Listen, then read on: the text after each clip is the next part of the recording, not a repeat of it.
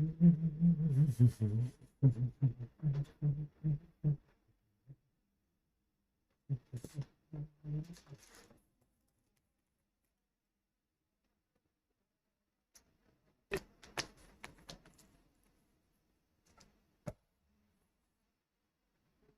Evening. Hi, good evening dear students, कैसे हैं आप लोग? Hi, good evening, good evening, good evening. Late मैं नहीं था, लेट स्टूडियो की आज कुछ इधर उधर रिशेड्यूलिंग हो गई थी, इस वजह से आज लेट हूं। तो चलिए, तो आज से अपन स्टडी भारत के टी शर्ट में आपको पढ़ाते हुए मिलेंगे। उम्मीद करता हूं आप सब लोग अच्छे हैं। ठीक है, चलिए तो स्टार्ट करते हैं अपना सेशन। बहुत ही अमेजिंग सेशन। आज हम पढ़ने वाले हैं अपने पिछले टॉपिक की कंटिन्यूएशन को, जो कि हम पिछले टॉपिक को हमने पढ़ा था। बस पिछले टॉपिक में हमने पढ़ा था एटॉमिक रेडियस, है ना। तो आज हम आयोनिक रेडियस वाला पार्ट को कवर करेंगे, जिसमें आइसो इलेक्ट्रॉनिक स्पीशीज की बात करेंगे और आइसो इलेक्ट्रॉनिक के रेडियस की बात करेंगे और ढेर सारे क्वेश्चन करेंगे। और साथ में थोड़ी सी क्लास लंबी आपके साथ करके आज आयोनाइजेशन एनर्जी भी पढ़ने वाले हैं। रेडी है या नहीं आप बता दीजिए। होना ही पड़ेगा रेडी, और तो कोई ऑप्शन तो है नहीं आपके पास। Good evening everybody. चलो मेरे प्यारे बच्चों, मैं स्टार्ट करता हूं आयोनिक रेडियस। तो आप कोवलेंट रेडियस, मेटालिक रेडियस और वंडरवाल रेडियस, उसके बाद ट्रेंड्स की हमने बात कर ली थी। Today we are going to start ionic radius. तो देखो, आयोनिक रेडियस का मतलब है अभी तक जो भी रेडियस की बात हो रही थी वो एक न्यूट्रल एटम में हो रही थी, है ना। अभी तक जितने भी रेडियस की हमने बात करी है बस वो न्यूट्रल एटम के रेडियस की बात है। पहली बार मैं इंट्रोड्यूस कर रहा हूं आयंस के रेडियस। मतलब एक न्यूट्रल एटम जब इलेक्ट्रॉन का लॉस करे, जब इलेक्ट्रॉन का गेन करे, आयन बने, उसके बाद के रेडियस को हम अभी इंट्रोड्यूस करने वाले हैं, आयनिक रेडियस। अब आयन के रेडियस में, आयोनिक रेडियस में हमें दो तरह की रेडियस पढ़नी है। आयोनिक रेडियस में बॉस हमें दो तरह की रेडियस पढ़नी है। सबसे पहले हमें केटाइन के बारे में पढ़ेंगे कि केटाइनिक रेडियस कैसे वेरी करता है। न्यूट्रल हम पढ़ चुके हैं, उसके बाद हमें एनाइन के रेडियस के बारे में पढ़ना है। फिर मैं आपको इसी के अंदर Z/E रेशियो भी कैलकुलेट करना सिखाऊंगा, जो कि आज से 4-5 साल पहले लगातार पूछा जा रहा था और अब भी पूछा जाएगा, इसमें कोई दो राय नहीं होनी चाहिए। अब केटाइन क्या है? अगर एक न्यूट्रल एटम में से इलेक्ट्रॉन का लॉस हो जाता है तो केटाइन बनता है। केटाइन का मतलब पॉजिटिवली चार्ज्ड एटम। केटाइन का मतलब होता है ऐसा एटम जिसके ऊपर पॉजिटिव चार्ज हो। So positively charged atom is cation. उसी तरह एनाइन की बात करते हैं। सो एनाइन में भी मेरे प्यारे बच्चों, एनाइन में ऐसा एटम जिसके ऊपर नेगेटिव चार्ज हो। ये पॉजिटिवली चार्ज है, उसके बाद आते हैं बेटा यहां पे नेगेटिवली चार्ज। क्या आते हैं? आते हैं नेगेटिवली चार्ज। सो ऐसा एटम जिसके ऊपर नेगेटिव चार्ज हो, ऐसा एटम जिसके ऊपर नेगेटिव चार्ज हो। अच्छा, तो कब पॉसिबल है, कब पॉसिबल एटम पे पॉजिटिव चार्ज आना? जब नेगेटिव चार्ज की कमी हो तभी तो पॉजिटिव चार्ज आएगा।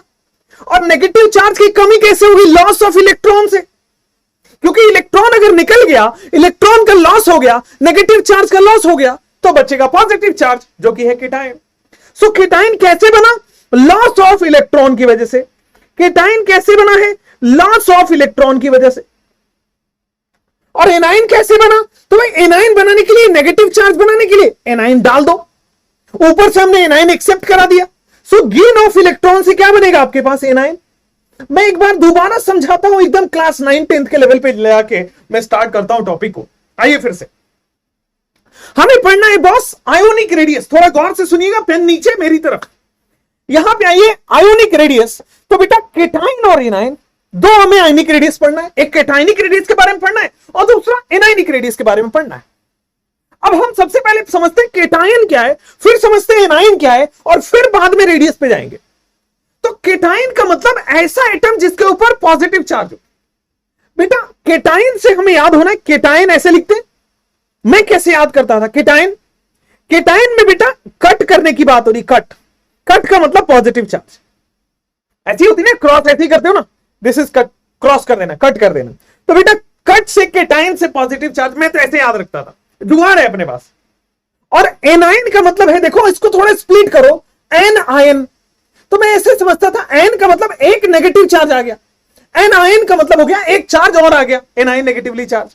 हां जी, चलो अब देखो बॉस यहां पे कि केटाइनिक चार्ज और एनाइनिक चार्ज यहां से क्लियर हुआ कि this is a positively charge atom, this is a negatively charge atom. Loss of electron की वजह से हुआ है, गेन ऑफ इलेक्ट्रॉन की वजह से हुआ है। आओ अब आते हैं लॉस ऑफ इलेक्ट्रॉन और गेन ऑफ इलेक्ट्रॉन की वजह से हमने केटाइन और एनाइन पढ़ लिया। अब यहां पे आ जाओ, केटाइन और एनाइन में जैसे एग्जांपल के तौर पे मान लीजिए मेरे पास सोडियम एटम है, मान लीजिए मेरे पास सोडियम एटम है। केटाइन और एनाइन बनाने के लिए आपको अगले टॉपिक में पता चलेगा कि गैसियस एटम से केटाइन एनाइन बना सकते हो। जब भी लॉस ऑफ इलेक्ट्रॉन होगा, गेन ऑफ इलेक्ट्रॉन होगा, वो हमेशा गैसियस एटम से होता है, सॉलिड और लिक्विड से आप नहीं बना सकते। ठीक है, तो यहां पे देखोगे सोडियम गैसियस से आप क्या बना पा रहे हो, एक इलेक्ट्रॉन हमने लॉस करा दिया, तो देखोगे सोडियम से एक इलेक्ट्रॉन लॉस होकर Na+ बन चुका है। हाँ क्लियर है। अब देखो मैं आपको क्या सिखा रहा हूं, थोड़ा गौर से सुनिएगा। मैं पूछना चाहता हूं इस सोडियम के पास कितने प्रोटॉन कितने इलेक्ट्रॉन, मुझे बस ये बता दो इसके पास कितने प्रोटॉन कितने इलेक्ट्रॉन, या फिर मैं ऐसे समझता हूं इसके पास कितने इलेक्ट्रॉन कितने प्रोटॉन।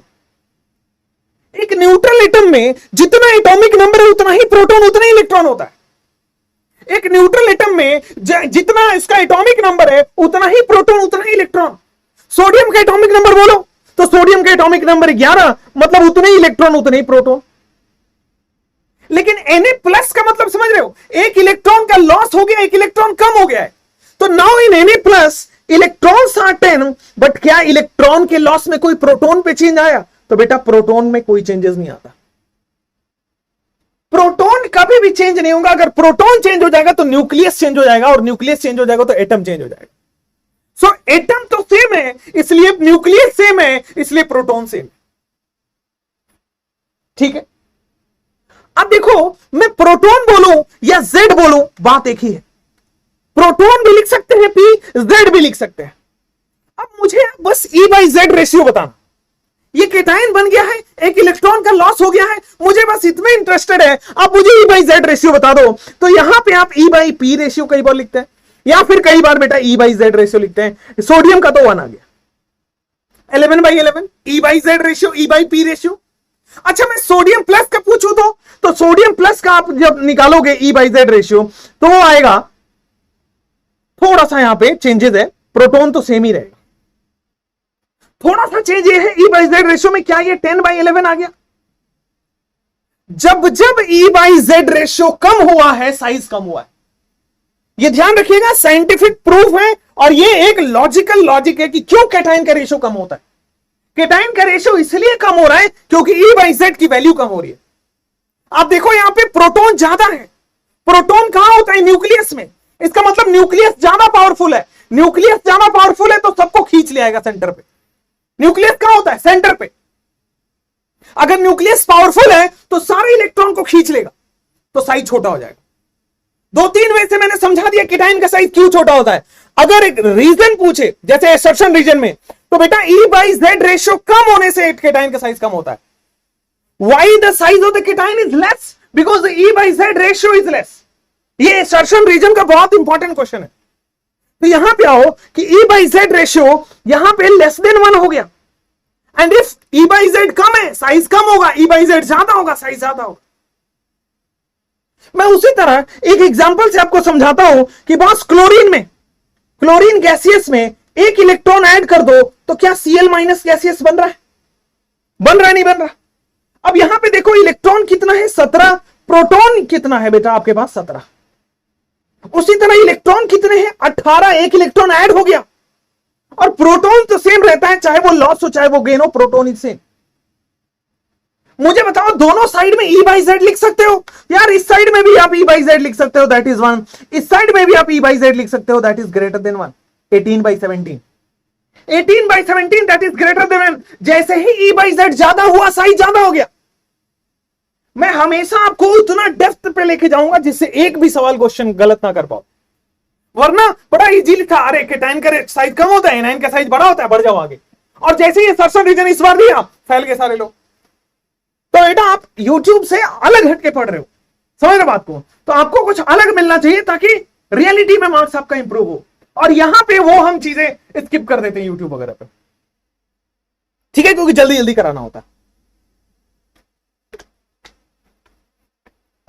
अब आ जाओ, यहां पे आप जैसे आ रहे हो, यहां पे आप एक चीज आपको मैं लिखवाऊंगा नोट पॉइंट पे, वीटीएस लिख लो आप एक बार, ठीक है, वीटी स्पेशल लिख दो, वीटीएस। अब वीटी स्पेशल लिखोगे कि size is directly proportional to E by Z value. कोई भी size is directly proportional to E by Z value. अगर ई बाई जेड वैल्यू कम हो रहा है, साइज कम हो रहा है, ई बाई जेड वैल्यू बढ़ रहा है, साइज बढ़ रहा है। ई बाई जेड वैल्यू के डायरेक्टली प्रोपोर्शनल हो गया क्या, साइज। अगर ई बाई जेड वैल्यू कम है तो साइज कम है, अगर बेटा ई बाई जेड वैल्यू ज्यादा है तो साइज ज्यादा है। बतवा समझ में आया तो बोलिए हाँ। अब आइए, केटाइन में ई बाई जेड वैल्यू कम हो गई इसलिए साइज कम हो गया, एनाइन में ई बाई जेड वैल्यू बड़ा हो गया इसलिए साइज बड़ा हो गया। आइए तो अब आ जाते हैं कि केटाइन हैज, लिखेंगे cation has less size, cation के पास लेस साइज देन न्यूट्रल। या बोल पाओ क्यों, क्योंकि ई बाई जेड वैल्यू कम हो गई न्यूट्रल से। उसी तरह मैं एनाइन की साइड पे लिख सकता हूं कि anion has more size than neutral, तो anion has more size than neutral, anion has more size than neutral. I hope it is perfect. So cation का छोटा साइज, अब इसमें रीजन लिखना पड़ेगा बिकॉज, और यहां पे आपका बनेगा एसर्शन रीजन जो इस बार बना था नीट में, because E by Z value is less, E by Z value is less. और यहां पे आ जाओगे कि एनाइन में क्यों साइज बड़ा हो गया, because E by Z value is high, because E by Z value आपका क्या है बेटा, ज्यादा है, ई बाई जेड वैल्यू हाई। अच्छा तो यहां से एक बात पता लग गया कि केटाइन का साइज न्यूट्रल से छोटा होगा। यहां पे एक बात पता लग गया कि केटाइन का साइज न्यूट्रल के साइड से छोटा हो गया। और यहां पे जस्ट ऊपर हमने लिखा है कि एनाइन का साइज न्यूट्रल के साइज से बड़ा हो गया, एनाइन का साइज न्यूट्रल के साइज से बड़ा हो गया। हुआ या नहीं हुआ, हो गया। चलो तो केटाइन का साइज न्यूट्रल के साइज से कम है, एनाइन का साइज न्यूट्रल के साइज से ज्यादा है। अब मैं तीनों को मिला देता हूं, मैं केटाइन, एनाइन और न्यूट्रल के साइज आपसे चाहूंगा दिमाग लगा लो, फिर मैं 30 सेकेंड में आपको रिप्लाई करता हूं इसका आंसर। आप तीनों को कंपेयर कर लो कि केटाइन, एनाइन और न्यूट्रल में किसका साइज ज्यादा है, किसका साइज कम है। एक बार आप कंपेयर कर लो, फिर मैं बताता हूं। क्लियर है, कोई प्रॉब्लम नहीं है, आगे बढ़ सकते हैं। क्रिस्टल क्लियर है, बहुत बढ़िया। अब आइए तो दोस्त यहां पे जब आप तीनों को कंपेयर करोगे तो प्यारे बच्चों मैं आपको बता दूं केटाइन न्यूट्रल से छोटा है और न्यूट्रल से बड़ा है आपका एनाइन। तो अगर मैं तीनों में साइज ऑर्डर रखता हूं तो आई होप आपको कोई दिक्कत परेशानी नहीं होगी, कोई दिक्कत परेशानी नहीं होगी। This is the order of the elements, this is the order of the elements. अरे बोलो हाँ या ना, क्लियर है या नहीं। तो एनाइन सबसे बड़ा, फिर दूसरे नंबर पे न्यूट्रल, सबसे छोटा होता है केटाइन। ऐसा क्यों हुआ, ई बाई जेड ज्यादा है, ऐसा क्यों छोटा हो गया, ई बाई जेड कम है। लॉजिक के साथ पढ़िए, क्लियर समझ में आएगा।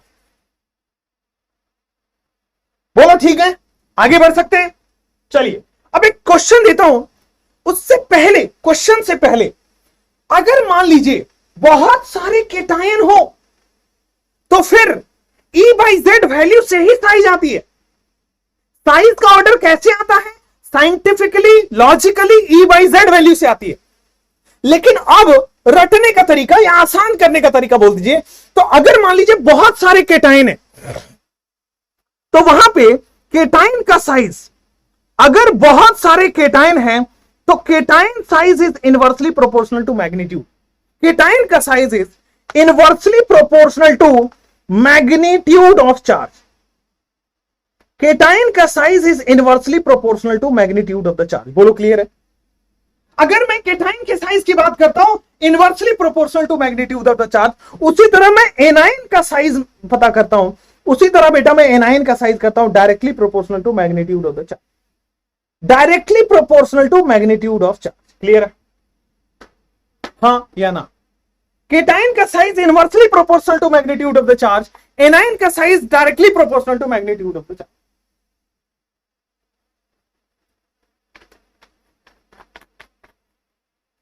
All good, all good.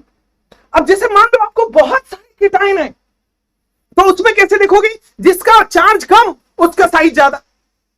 बहुत सारे एनाइन हो और उसमें साइज कंपेयर करना हो तो जिसका चार्ज ज्यादा उसका साइज ज्यादा। अरे हाँ या ना बोलना पड़ेगा, अरे हाँ या ना ये बोलना पड़ेगा। और बेटे अगर आप लिख पाए तो हम आगे बढ़े। चलो कंपेयर साइज करते हैं, कंपेयर साइज करते हैं। आ जाओ, क्वेश्चन में लिखते हैं बेटा कंपेयर साइज, क्वेश्चन में लिखते हैं कंपेयर साइज। बड़े सिंपल तरीकों में बता दूं कि बेटा आपके पास क्या हो जाएगा, n-3 n-2, ये क्वेश्चन है n, फिर क्वेश्चन है n+2। बोलो n-3 n-2 n और n+2। यहां पे न्यूट्रल भी है, एनायन भी है, केटाइन भी है। How you will compare? अभी अभी थोड़ी देर पहले सूत्रों के हवाले से खबर आई है कि बेटा एनायन सबसे ज्यादा होता है साइज में। अभी अभी सूत्रों के हवाले से खबर आई है कि एनायन का साइज सबसे ज्यादा होता है। तो यहां पे 2 एनायन है, अगर एक से ज्यादा एनायन हो तो क्या करना है बेटा? सूत्रों के हवाले से खबर आई है कि एनायन का size directly proportional to magnitude of the charge. Anion का size directly proportional to magnitude of the charge, और जितना ज्यादा चार्ज उतना ज्यादा साइज। n-3 का साइज सबसे ज्यादा होगा एज कंपेयर टू n-2 का साइज। अरे हाँ या ना तो बोलना ही पड़ेगा ना, ऐसे थोड़ी चलेगा।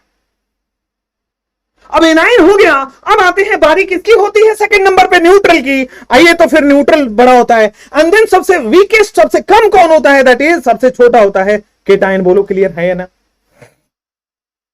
अरे बोलो क्लियर है या ना?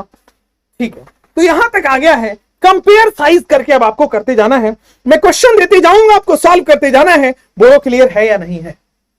ज्यादा से ज्यादा 10 सेकंड लगने चाहिए इस क्वेश्चन को सॉल्व करने के लिए। आइए कंपेयर साइज करते हैं। आइए, क्वेश्चन है कंपेयर साइज, और एक एक करके हम सबकी बात करेंगे। सबसे पहले है lithium plus sodium plus potassium plus rubidium plus and caesium plus. चलिए फटाफट से इसका आंसर देना है। सेकंड में लिखता हूं, बेरिलियम +2, मैग्नीशियम +2, कैल्शियम +2, स्ट्रोंसियम +2, बैरियम +2। इतने सवाल करेंगे, इतने सवाल करेंगे, सोची ना होगी। O-2, S-2, selenium -2, tellurium -2। Fourth में, फोर्थ आते हैं F-Cl Br-I-, F-Cl Br-I। चलो फटाफट से करो इसको।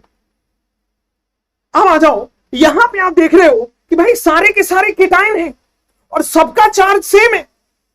अभी अभी आपने पढ़ा था कि down the group size increases, पढ़ा था ना? अभी अभी आपने पढ़ा था down the group size increases. तो बेटा लिथियम प्लस से ज्यादा होगा, सोडियम प्लस से ज्यादा होगा, पोटेशियम प्लस से ज्यादा होगा, रुबिडियम प्लस से ज्यादा होगा, सीजियम प्लस। बोलो हां या ना? यहां पे भी देखोगे कि सारे केटायन है, सबका चार्ज सेम है, down the group size increase होता है। Down the group size increase होगा, मुझे लगता है आंसर आ चुका है। Down the group size increase होगा, और हमने बता दिया यहां पे सारे के सारे केटायन है, सबका चार्ज सेम है, down the group size increases. फिर आपके पास है ओ स्टाइल से टीपो, सारे के सारे एनायन है, सबका साइज डाउन द ग्रुप बढ़ेगा। बोलो क्लियर है ना? तो down the group size increases. I hope it is very clear in your mind now. Again सारे के सारे एनायन है, डाउन द ग्रुप साइज बढ़ेगा, और डाउन द ग्रुप साइज बढ़ने से 1 > 2 > 3 > 4। बोलो हाँ या ना? बोलो, बोलना पड़ेगा, हाँ या ना बोलना पड़ेगा, ऐसे नहीं चलेगा। बोलो बेटा क्लियर बाबू? अच्छा बेटा पढ़ लो, सब मैं निकाल दूंगा जितना तुम्हारा बाबू सोना चल रहा है ना।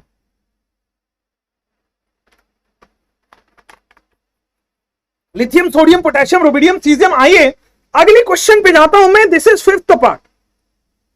फिफ्थ पार्ट में आपके पास होगा Mn+2, Mn+4, Mn+2, Mn+4, Mn+6 और Mn+7। बताते चलो बॉस आंसर। थोड़ा सा और डिफिकल्ट क्वेश्चन की तरफ लेके जाता हूं, देखता हूं आप फैल तो नहीं जाते हो।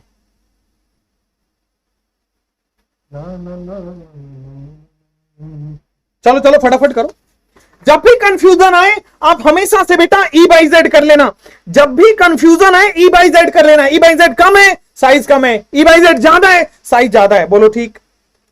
K plus calcium +2, then we have Cl -S-2, phosphorus -3, then we have 8th part. ठीक है, aluminium +3, magnesium +2, aluminium +3, magnesium +2, sodium plus fluorine -O-2, N-3।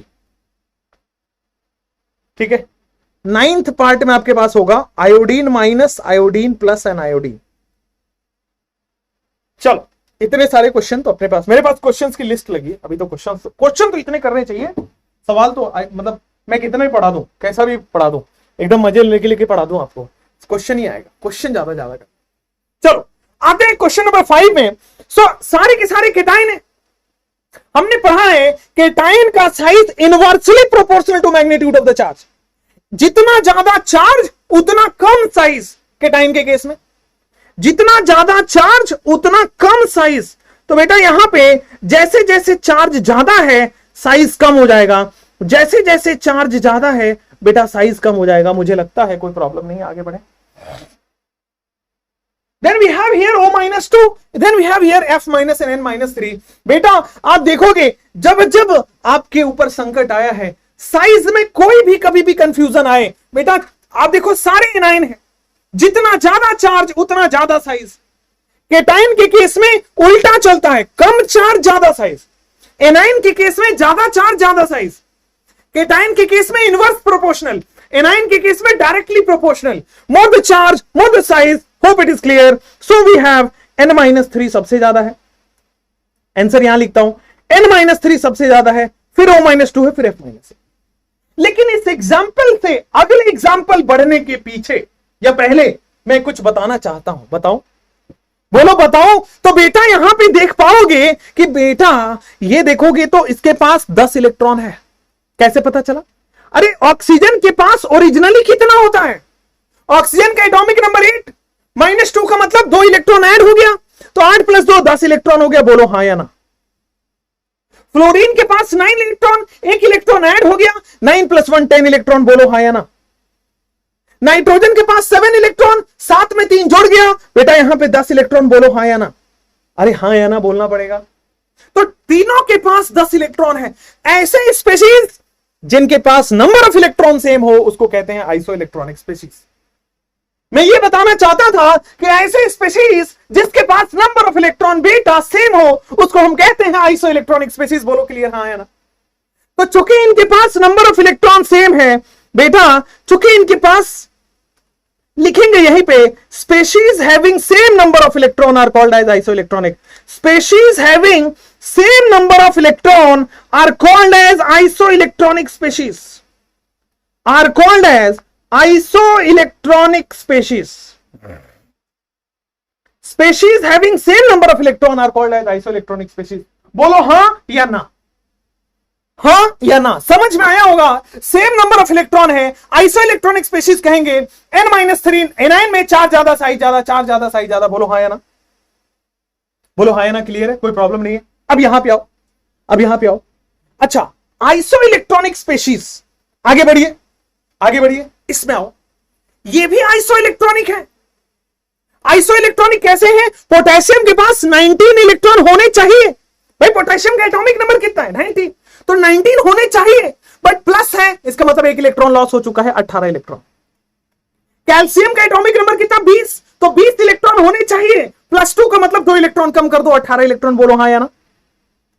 Chlorine का एटॉमिक नंबर कितना? 17, 17 होने चाहिए, माइनस का मतलब 1 इलेक्ट्रॉन ऐड कर दो, 18 इलेक्ट्रॉन। बोलो हाँ या ना। सल्फर में 16 इलेक्ट्रॉन होने चाहिए, 2 इलेक्ट्रॉन ऐड कर दो, 18 इलेक्ट्रॉन। बोलो हाँ या ना। फास्फोरस में 15 इलेक्ट्रॉन होने चाहिए, 3 इलेक्ट्रॉन ऐड कर दो, 18 इलेक्ट्रॉन। बोलो हाँ या ना। तो क्या ये भी आइसो इलेक्ट्रॉनिक स्पेशीज की कैटेगरी है? ऐसे दुनिया में कोई भी स्पेशीज जिनमें नंबर ऑफ एटम सेम हो उसको आइसो इलेक्ट्रॉनिक कहते हैं। बोलो हाँ या ना। ऐसे दुनिया के कोई भी स्पेशीज जिसके नंबर ऑफ इलेक्ट्रॉन सेम होते हैं इसको हम आइसो इलेक्ट्रॉनिक कहते हैं। बोलो बात समझ में आ चुकी है? अच्छे से आ चुकी है। चलो, तो ये भी आइसो इलेक्ट्रॉनिक है। चलो आइसो इलेक्ट्रॉनिक मैंने साथ साथ में बता दिया। मुझे ज्यादा इंटरेस्ट है बेटा कहां पे? मुझे इंटरेस्ट है साइज में। बताइए, अब आइसो इलेक्ट्रॉनिक तो है, लेकिन मैंने ये भी तो पढ़ा है एनायन सबसे बड़ा, फिर न्यूट्रल होता है और फिर केटायन आता है। अब यहां पे एनायन तो 1 नहीं 2 नहीं 3 है। एनायन में साइज कैसे देखते हो? जितना ज्यादा चार्ज उतना ज्यादा साइज। तो बेटा एनायन का साइज आप ऐसे देखोगे, P-3 सबसे ज्यादा, फिर सल्फर, फिर क्लोरीन माइनस। बोलो हाँ। भाई एनायन में जितना ज्यादा चार्ज उतना ज्यादा साइज, और फिर आ जाते हैं आप केटायन के ऊपर।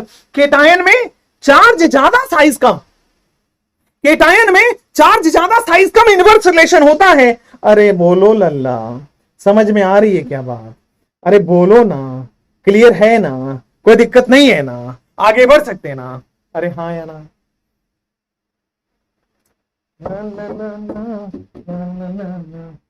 8वें में पहले आपको बताना है क्या ये आइसो इलेक्ट्रॉनिक है। कोई बात नहीं, अगर आइसो इलेक्ट्रॉनिक है तो कितने इलेक्ट्रॉन है सारे के पास, और अगर ये सबके पास आइसो इलेक्ट्रॉनिक है तो बेटा आप साइज ऑर्डर बताओगे मुझे अभी के अभी। बोलो बेटा, क्लियर हो रहा है क्या बेटा? सुना सुना सा लग रहा है या फिर सब कुछ सुना हो गया? जिंदगी में जग सुना सुना तो नहीं हो गया, सुना सुना सा लग रहा है ना? हाँ, और मैं हमेशा बताऊं कि अगर मैं जितना पढ़ाऊं उसी से सब सॉल्व हो जाएगा, लेकिन मन करे, कभी कभी मन करता है ना कि आप दिमाग लगा लेते हैं और क्वेश्चन को गलत कर लेते हैं। मान लीजिए आपका एक्स्ट्रा मन करे कि सर ने ये बताया तो है नहीं, लेकिन लगा के देखते हैं, ठीक है? तो बेटा मैं कहूंगा उस केस में दिमाग नहीं घुटना लगाना है। पता क्यों? आपका दिमाग कहां है उस समय? घुटने के पास। समझे? क्लियर है? दिमाग ज्यादा नहीं लगाना, जितना पढ़ाओ उससे सॉल्व हो जाता है। और बस अगर आपको मन करे कि नहीं नहीं मैं तो आप थोड़ा और ज्यादा लगाऊंगा, तो बेटा क्या लगाना है उस समय? घुटना, क्योंकि दिमाग उस समय कहां होता है? आपके घुटने में। आओ बेटा यहां पे आ जाते हैं, ये देखोगे तो फिर से इसके पास 10-10 इलेक्ट्रॉन है। देखो एल्युमिनियम के पास एटॉमिक नंबर कितना? 13 होने चाहिए, +3 का मतलब 3 लॉस हो गया, मतलब 10 इलेक्ट्रॉन होगा। अरे होगा या नहीं होगा? क्लियर है कि नहीं है? बोलो हाँ या ना। तो इसके पास भी 10 इलेक्ट्रॉन है। 13 होना चाहिए, 3 इलेक्ट्रॉन लॉस हो गया। 12 होना चाहिए, 2 इलेक्ट्रॉन लॉस हो गया भाई। 11 होना चाहिए, 1 इलेक्ट्रॉन लॉस हो गया भाई। 9 होना चाहिए, 1 इलेक्ट्रॉन ऐड हो गया भाई। 8 होना चाहिए, 2 इलेक्ट्रॉन ऐड हो गया भाई। 7 होना चाहिए, 3 इलेक्ट्रॉन ऐड हो गया भाई। बोल हल्के हल्के, बोल हल्के कमेंट्स में।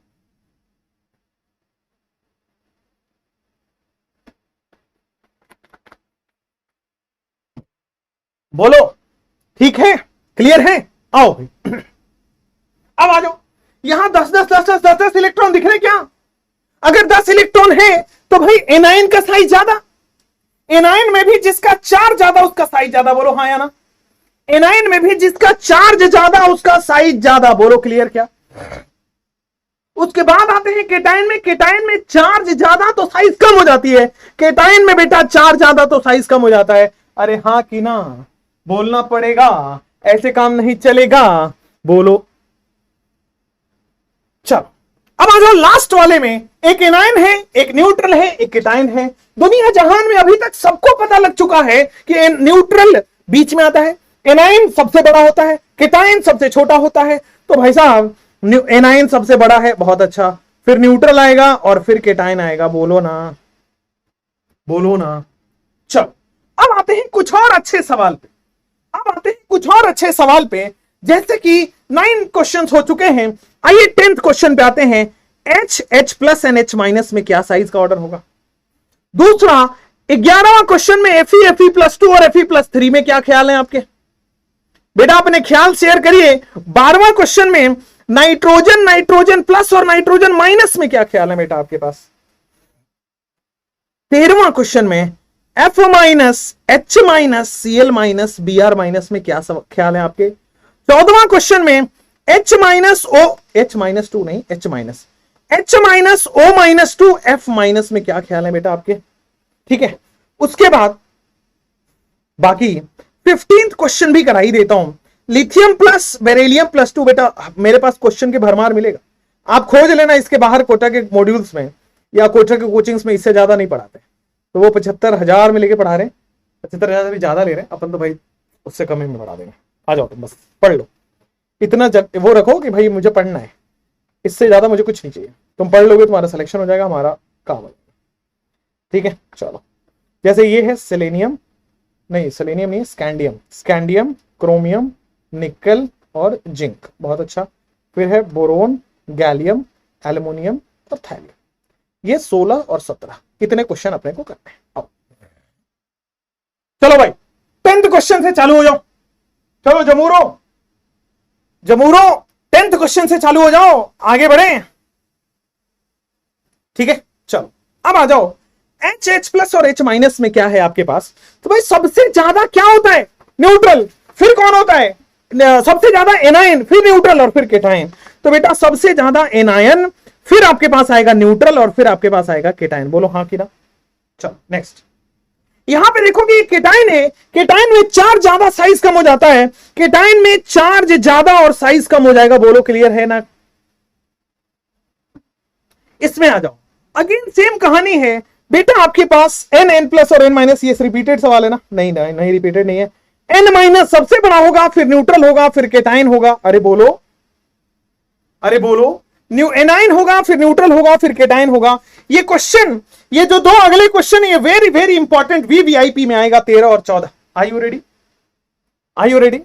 आप अपने हिसाब से बता दो, फिर मैं बताऊंगा। यार इतना तो क्लियर होगा कि एफ माइनस उससे ज्यादा बड़ा होगा सीएल माइनस, उससे ज्यादा बड़ा होगा बीआर माइनस। लेकिन एच माइनस कहां आएगा ये बताओ।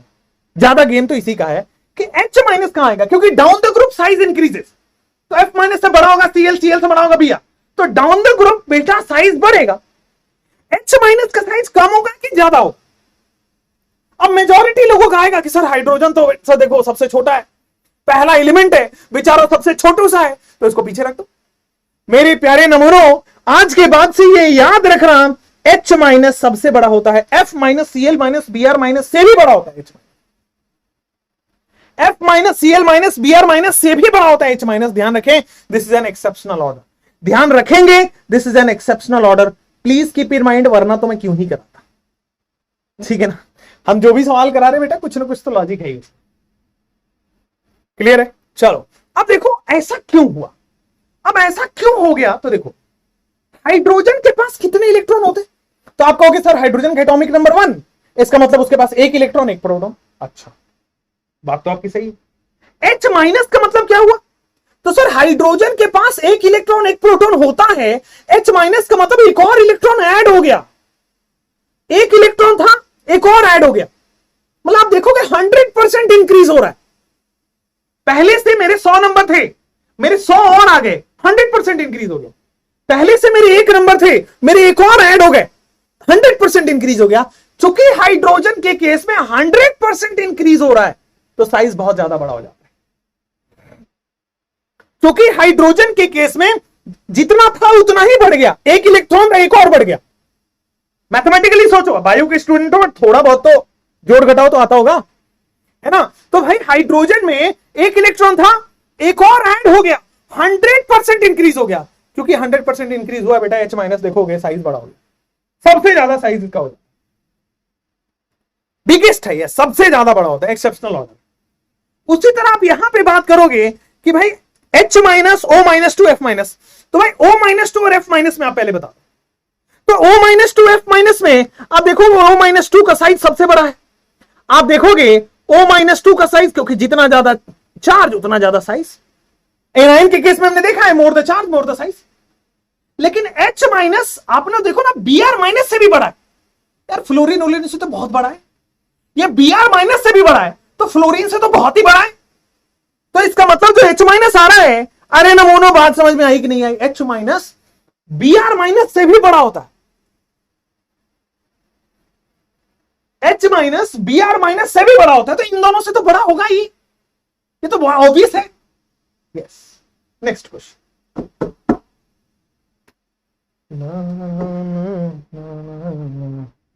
चलो करो, कम ऑन एवरीबॉडी, करो इसको। ये वाले क्वेश्चंस, अच्छा ये वाला क्वेश्चन जो है आपके पास,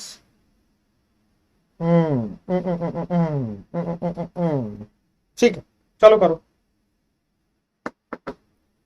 इसका मतलब बाकी के सारे एलिमेंट में आधे ही इंक्रीज होते। हाँ, बाकी के अबे 100% इंक्रीज तो केवल एक एलिमेंट में होता है, H माइनस। 100% इंक्रीज तो केवल एक क्वेश्चन में होता है, H माइनस में। इस क्वेश्चन को यहां नहीं देते हम, इस क्वेश्चन को डीपीपी में करा दे, छोड़ दी इसको करिए, वो क्वेश्चन करने वाला भी नहीं है, वो छोड़ दो, ये वाला करो 16-17। चलो नेक्स्ट क्वेश्चन, ये भी किसी बड़े कोचिंग के मॉड्यूल से उठा लिया मैंने, तो सबके अच्छे अच्छे क्वेश्चन उठा लेता हूं मैं, उनके भी अच्छा, उनका भी अच्छा, उनका भी अच्छा। चलो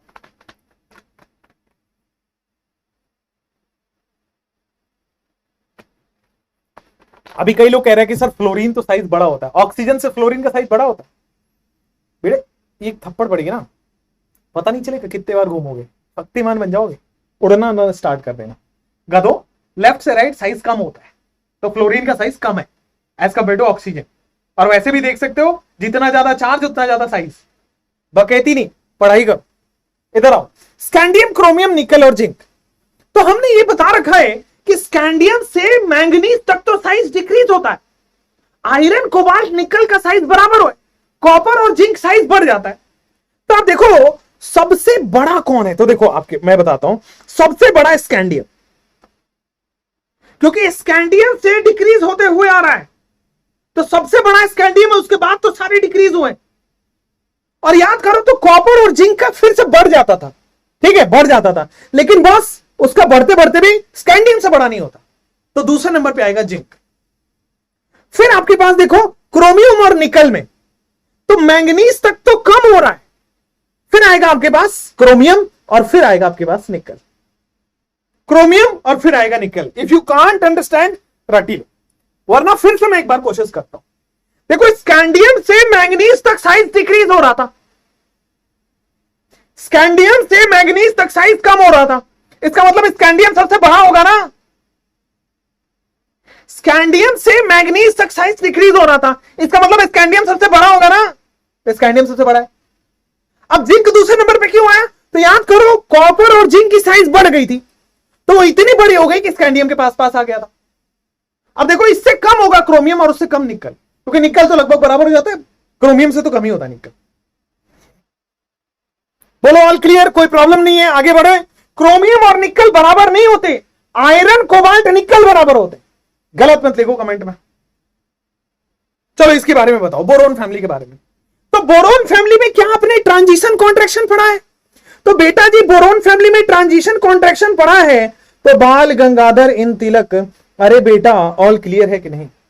गैलियम और एल्युमिनियम का साइज वहां चेंज था, अरे हाँ या ना बोलना पड़ेगा, हाँ या ना बोलना पड़ेगा, बहुत बढ़िया। तो बेटा जी ऐसा करिए कि थोड़ी सी लंबी सांस लीजिए, क्योंकि आपका एटॉमिक रेडियस चैप्टर टॉपिक खत्म हो गया, फिर आपके पास आता है ionisation energy. But before we proceed forward, let's have a shayari. The shayari in the house, come on. थोड़ा सा चीयर्स तो दिखना चाहिए, थोड़ा चीयर्स तो दिखना चाहिए, ऐसे ऐसे तुम मेरी शायरी के बड़े बड़े फैन है बॉस। आप सब लोगों को मैं फ्री में सुना देता हूं, तो मुझे लगता है इसका भी चार्ज लेना पड़ेगा, केवल अगर मान लो आपको वो करना है, केवल अगर आपको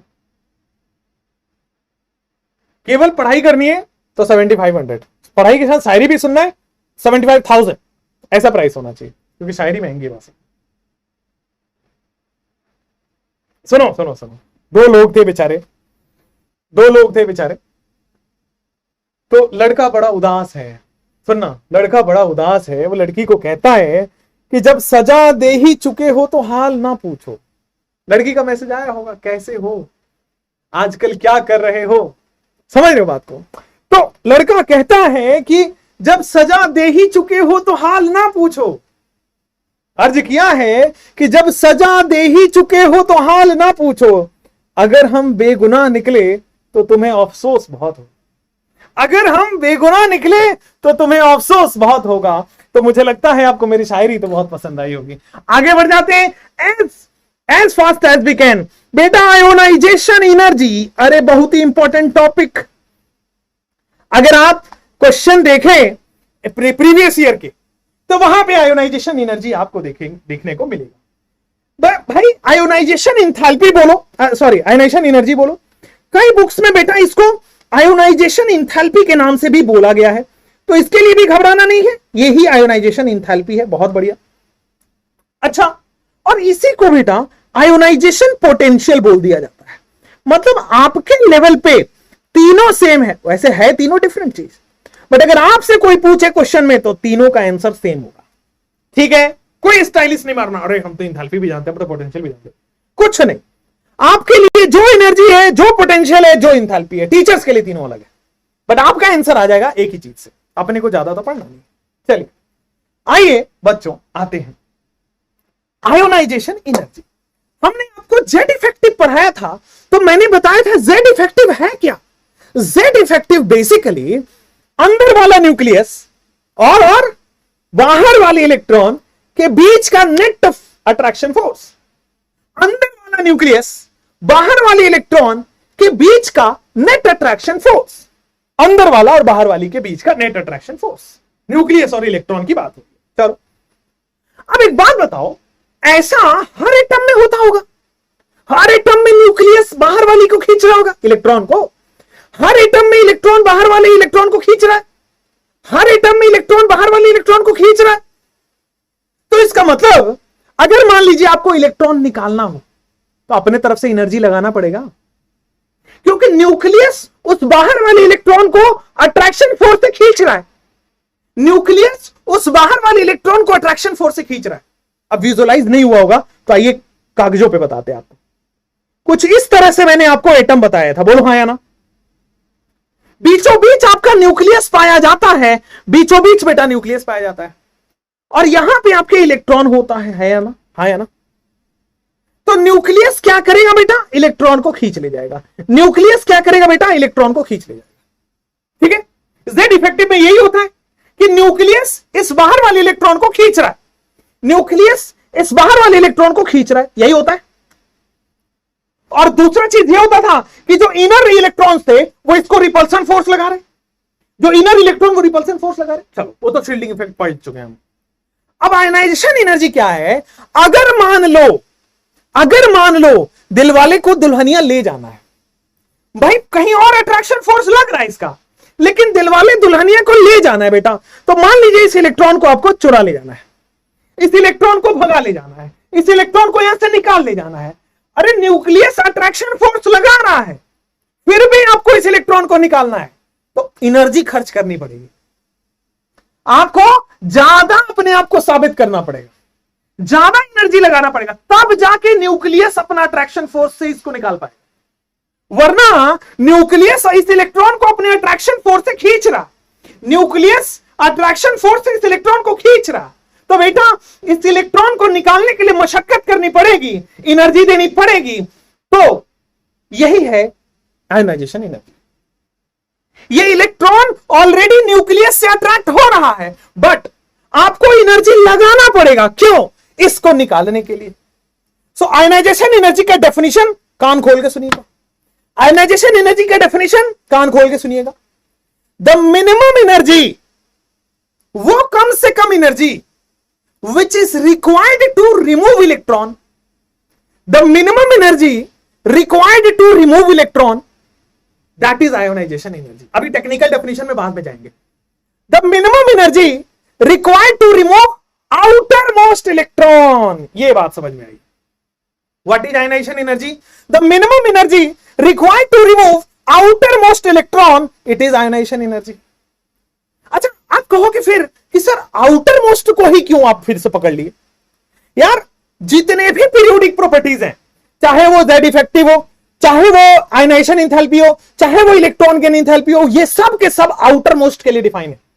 वो अब उन साइंटिस्ट से जाके पूछना पड़ेगा ऐसी डेफिनेशन क्यों बने, क्योंकि सारी की सारी जो एक्सपेरिमेंट्स हुई हैं वो आउटर मोस्ट इस पे हुए। क्लियर है? कोई समझ में आ रहा है? बोलो।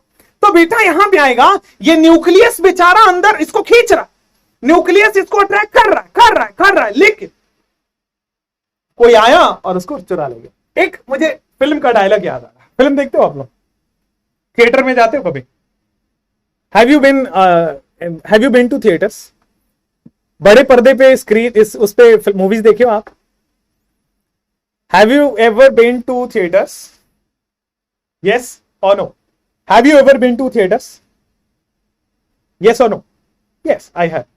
ठीक है, आप गए होंगे। ठीक है, तो मैं कॉलेज टाइम में मेरे कुछ अच्छे दोस्त थे, तो उन्होंने बोला कि यार रांझना मूवी मेरी बहुत रांझना मूवी बहुत अच्छी आई है, चलो देखने जाते।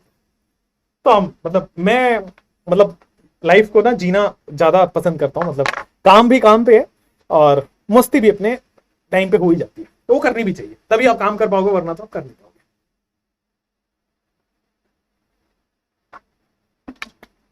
हाँ बॉस, तो हाँ क्या बता रहा था मैं? रांझना मूवी देखी आपने? रांझना मूवी देखी आपने? तो रांझना मूवी में एक डायलॉग है, और वो डायलॉग थोड़ा सा जैसे जो इंटीरियर के लड़के हैं हमारे जैसे, तो इंटीरियर वाले लोगों को थोड़ा सा चुभ जाता है। उसने उसमें उस मूवी में एक डायलॉग है कि गली के मान लो आप गुंडों का प्यार, ऐसा मान लो कि गली के लड़कों का प्यार, ऐसा मान लो गली के लड़कों का प्यार डॉक्टर इंजीनियर आके ले जाते। मतलब मान लो कोई बेचारा गली का लड़का 4-5 साल से अपना कुछ काम कर रहा है, अब एक दिन अचानक घर वाले सोचते हैं कि अच्छा वो डॉक्टर है, उससे आपकी शादी हो जाती है। अब गली का बेचारा लड़का 4-5 साल मेहनत कर रहा है और एक दिन आते कोई डॉक्टर इंजीनियर और उसको ले जाते। गली के लड़कों का प्यार वो डॉक्टर इंजीनियर चुरा के ले जाते हैं, राइट। गली के लड़कों का प्यार डॉक्टर इंजीनियर चुरा के ले जाते हैं, ऐसा वो मूवी में डायलॉग है। ऐसा हमने नहीं कहा, ऐसा हमारी मतलब हमने मूवी देखी तो हमें पता लग गया, ठीक है। अब आओ, ये वही बात हो रही है यहां पे, अगर आप देख पाओ तो ये कुछ वैसे ही बात हो रही है कि बेचारा न्यूक्लियस मेहनत किए जा रहा है, अट्रैक्शन किए जा रहा है, एकदम से कोई आता है एनर्जी लेके और ये गली के लड़कों का प्यार डॉक्टर इंजीनियर उठा के ले जाते हैं। एकदम से कोई आता है बहुत एनर्जी लेके, डॉक्टर बन के, इंजीनियर बन के, ठीक है, और वो इलेक्ट्रॉन को बेचारा ले जाता है। वैसा ही कुछ है। अब वो एनर्जी तो चाहिए। अच्छा, इस इलेक्ट्रॉन को निकालने के लिए एनर्जी क्यों चाहिए? इस इलेक्ट्रॉन को निकालने के लिए एनर्जी क्यों चाहिए? तो बेटा इस इलेक्ट्रॉन को निकालने के लिए एनर्जी इसलिए चाहिए क्योंकि इस अट्रैक्शन फोर्स को तोड़ना है। इस अट्रैक्शन फोर्स को तोड़ना पड़ेगा तब तो इलेक्ट्रॉन निकलेगा, वरना तो अट्रैक्शन न्यूक्लियस दिए जा रहा। तो बेटा इस अट्रैक्शन फोर्स से निकालने के लिए हमें एनर्जी लगानी पड़ेगी। सो नाउ अब आते हैं आयोनाइजेशन एनर्जी। आपने समझा होगा। आयोनाइजेशन एनर्जी का डेफिनेशन लिख लेते हैं। आयोनाइजेशन एनर्जी का डेफिनेशन लिख देते हैं। द मिनिमम एनर्जी, बेटा जी क्या लिखते हैं? The minimum energy required to remove an electron. The minimum energy required to remove an electron. The minimum energy required to remove an electron from isolated gaseous atom. The minimum energy required to remove an electron from isolated gaseous atom. अब मैं इसको समझाता हूं। अब remove an, outer most electron यहां पे जरूर जोड़ दीजिएगा। हमेशा बेटा आउटर मोस्ट इलेक्ट्रॉन के लिए ही वैलिड होगा। कम से कम एनर्जी जितने में बाहर वाली इलेक्ट्रॉन, कम से कम एनर्जी जितने में बाहर वाली इलेक्ट्रॉन निकल के चली जाए, and that is called as ionisation energy. अब मैंने 3 टर्म ऐड किया है और ये बेहद इंपॉर्टेंट है, फंसाएंगे आपको थ्योरेटिकल क्वेश्चन में।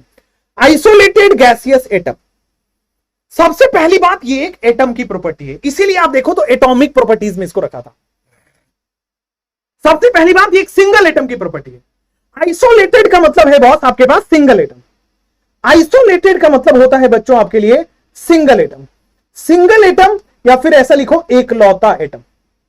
सिंगल एटम या फिर आप लिखो एकलौता एटम। क्लियर है? सिंगल एटम या फिर लिखो एकलौता एटम। और ध्यान रखो, थोड़ी देर पहले बोला था केटाइन और एनाइन बनाना गैसियस का काम है, तो आयोनाइजेशन एनर्जी हमेशा गैसियस एटम के लिए डिफाइंड है।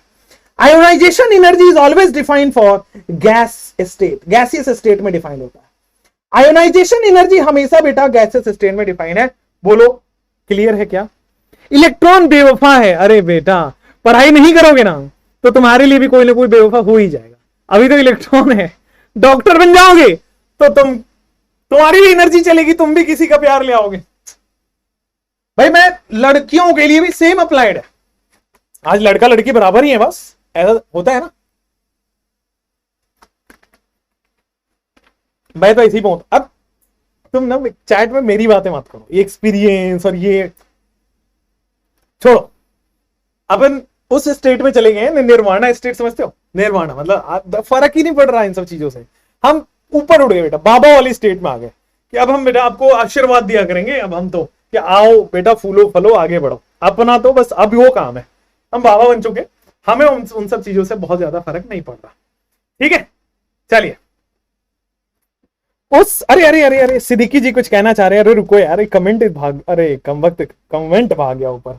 सिद्दीकी जी कुछ कहना चाह रहे थे, दिल की बात कुछ तो हसीना और कुछ तो लिखा था उन्होंने। अरे अरे चलिए आइए स्टार्ट करते हैं बॉस। यहां पे कि सिंगल एटम के लिए डिफाइन होगा, इकलौता एटम होना चाहिए। अच्छा, बिना सिंगल के आप क्यों भागा ले जाओगे भाई? सिंगल तो होना चाहिए ना यार, ये तो कॉमन सेंस है। मैं कह रहा हूं सिंगल एटम होना चाहिए, आइसोलेटेड एटम की प्रॉपर्टी है। उसके बाद गैसियस फेज में होगा, और फिर एक सिंगल एटम के लिए, आइसोलेटेड गैसियस एटम के लिए डिफाइंड है। ठीक है, चलिए। So the minimum energy required to remove an outermost electron from isolated gaseous atom, that is called as ionization energy. अच्छा यार, एनर्जी है, इसका कुछ ना कुछ यूनिट तो होगा। एनर्जी है, कुछ ना कुछ तो यूनिट होगा, और बेटा इसका यूनिट होता है इलेक्ट्रॉन वोल्ट। इसका यूनिट होता है इलेक्ट्रॉन वोल्ट पर एटम, क्योंकि एक एटम के लिए डिफाइंड है। इसका यूनिट होता है किलो जूल पर एटम।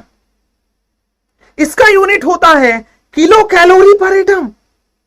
तो तीनों में आयनाइजेशन एनर्जी आपको क्वेश्चंस में दिख जाएगा। कई बार इलेक्ट्रॉन वोल्ट लिखो, कई बार आपको इलेक्ट्रॉन किलो जूल में दिखेगा, कई बार आयनाइजेशन एनर्जी आपको किलो कैलोरी पर एटम में दिखेगा। बोलो क्लियर है ना? अच्छा, यहां पे चूंकि अब 3 यूनिट्स की बात हुई है, तो तीनों यूनिट्स का कन्वर्जन भी बता देता हूं। वैसे कभी भी आपके काम नहीं आएगा, बट बता देता हूं। 1 electron volt per atom is equal to 96 kilojoule per atom, is equal to 25 kilocalorie per atom. तो बेटा तीनों को आप आपस में कन्वर्ट कर सकते हैं, हां या ना, हां या ना। अब जो आप कर रहे थे ना बेटा, केटायन बना रहे थे, वो यही तो था। केटायन में आपने क्या किया? एक इलेक्ट्रॉन का लॉस करा दिया था। वो लॉस कौन सा इलेक्ट्रॉन हुआ था? Outer most electron. जाने अनजाने में जब आप केटायन बना रहे थे, तो आयनाइजेशन एनर्जी का कॉन्सेप्ट लगा रहे थे।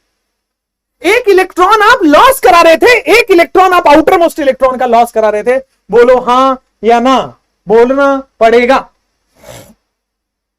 ठीक है, चलो आगे बढ़ो। अब आ जाओ बॉस यहां पे कि जो आप कर रहे थे ना, ये यहां तक लिख लिया होगा आपने, उम्मीद करता हूं। चलो आ जाओ, अब आते हैं। जैसे मान लो आपने क्या किया, सोडियम।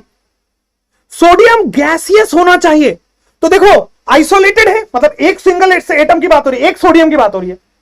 आइसोलेटेड के बाद गैसियस भी है।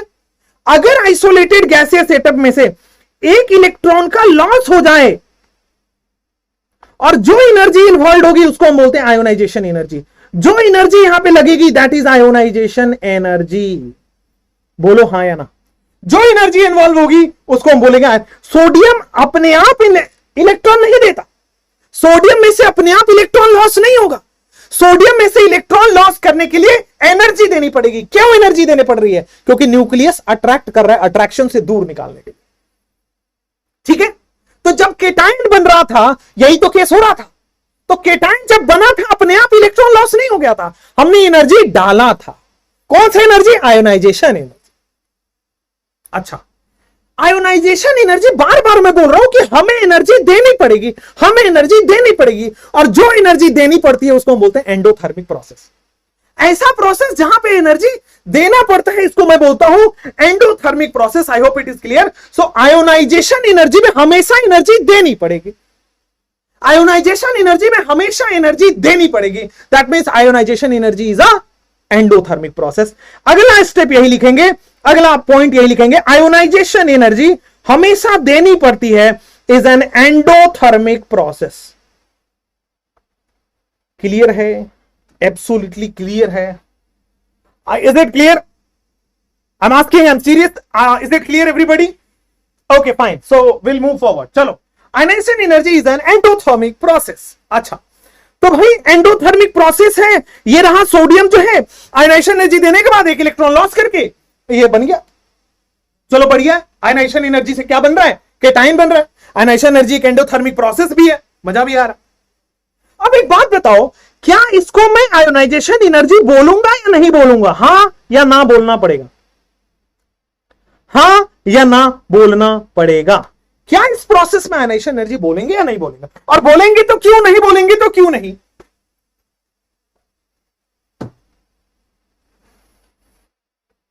हम से तो हरी होतिया ना। अरे हम पटना में आ रहे हैं थोड़ी देर बाद ना। I will be in Patna, I will be organizing a meetup very soon in Patna. थोड़ा देखते हैं, कोई होटल वगैरह लेते हैं वहां पे, and will book a conference hall, और हम वहां पे आपसे मिलेंगे। तो पटना वालों, where we'll be meeting not only in Patna, where we'll be in Kolkata as well, we'll be in Delhi as well, we'll be in Patna as well. We'll go to the Nanded. We have booked some slots, so we'll be going. Don't worry, I'm planning for it, and I'll announce the dates. हम announce करके फिर आपके पास आएंगे. Don't worry.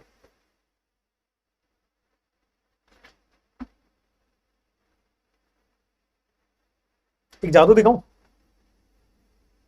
मेरे हाथ में bottle है, आपको दिख भी नहीं रहा होगा. देखा? I am a magician also, you know. मेरे हाथ में बॉटल है, आपको दिख भी नहीं रहा होगा. Because bottle is green colour and we are using green screen chroma here in the class. Okay.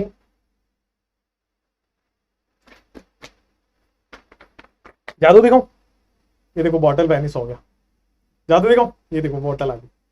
जादू जादू. चलो भाई आ जाओ. बड़ी बहुत बातों नहीं क्लास है भाई. हम क्लास लेते हैं भैया 2-3 और ऐसी बात वाली क्लास. लेकिन तुम मजेदार लोग हो भाई, तुम मजेदार लोग हो. ड्रॉपर्स के साथ अच्छी बात होती है, they understand all the things. उनको बहुत ज्यादा दिमाग नहीं लगाना होता है. वैसे मेरा मानना ये है, तुम्हारे पास दिमाग तो है नहीं. है कोई बात नहीं, ऑलवेज. चलो आ जाओ.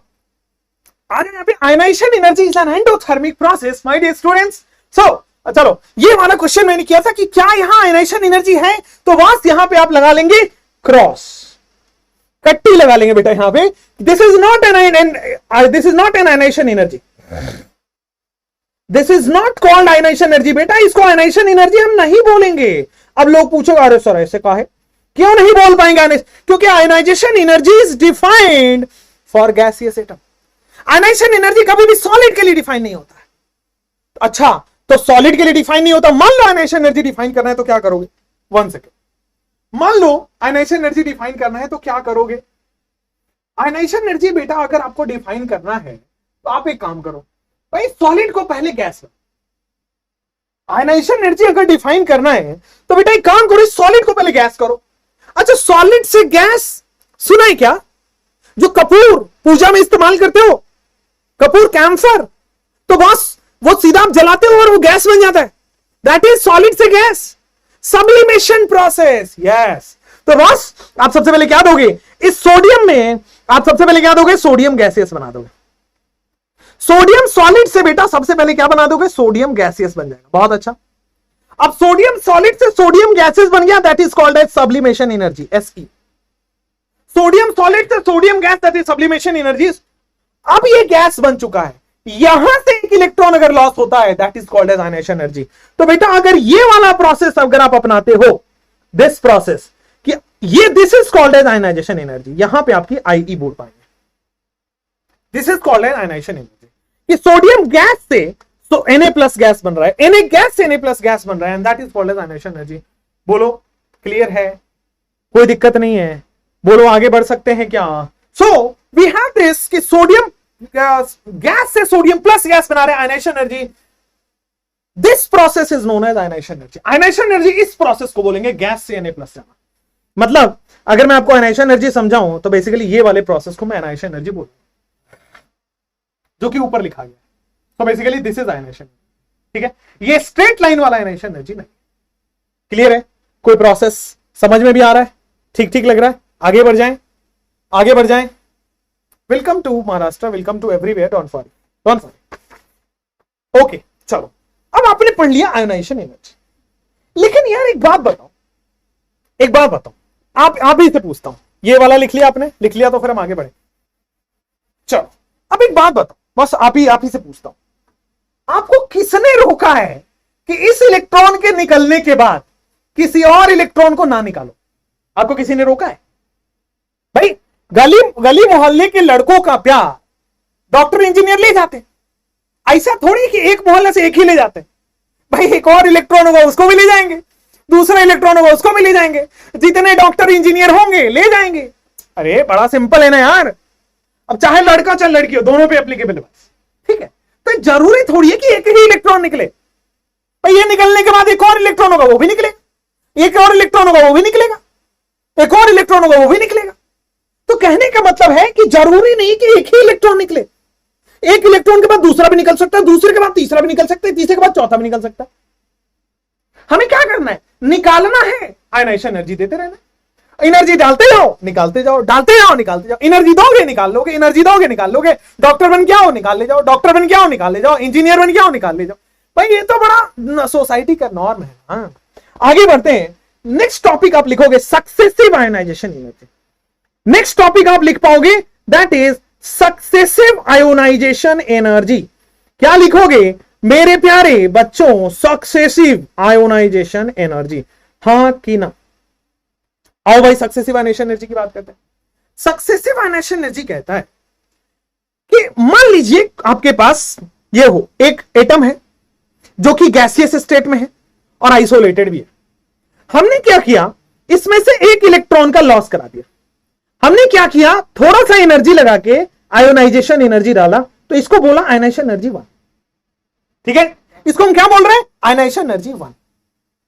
अब जो ये A+ बना, अब जरूरत थोड़ी एक ही इलेक्ट्रॉन निकले, दूसरा भी तो निकल सकता है।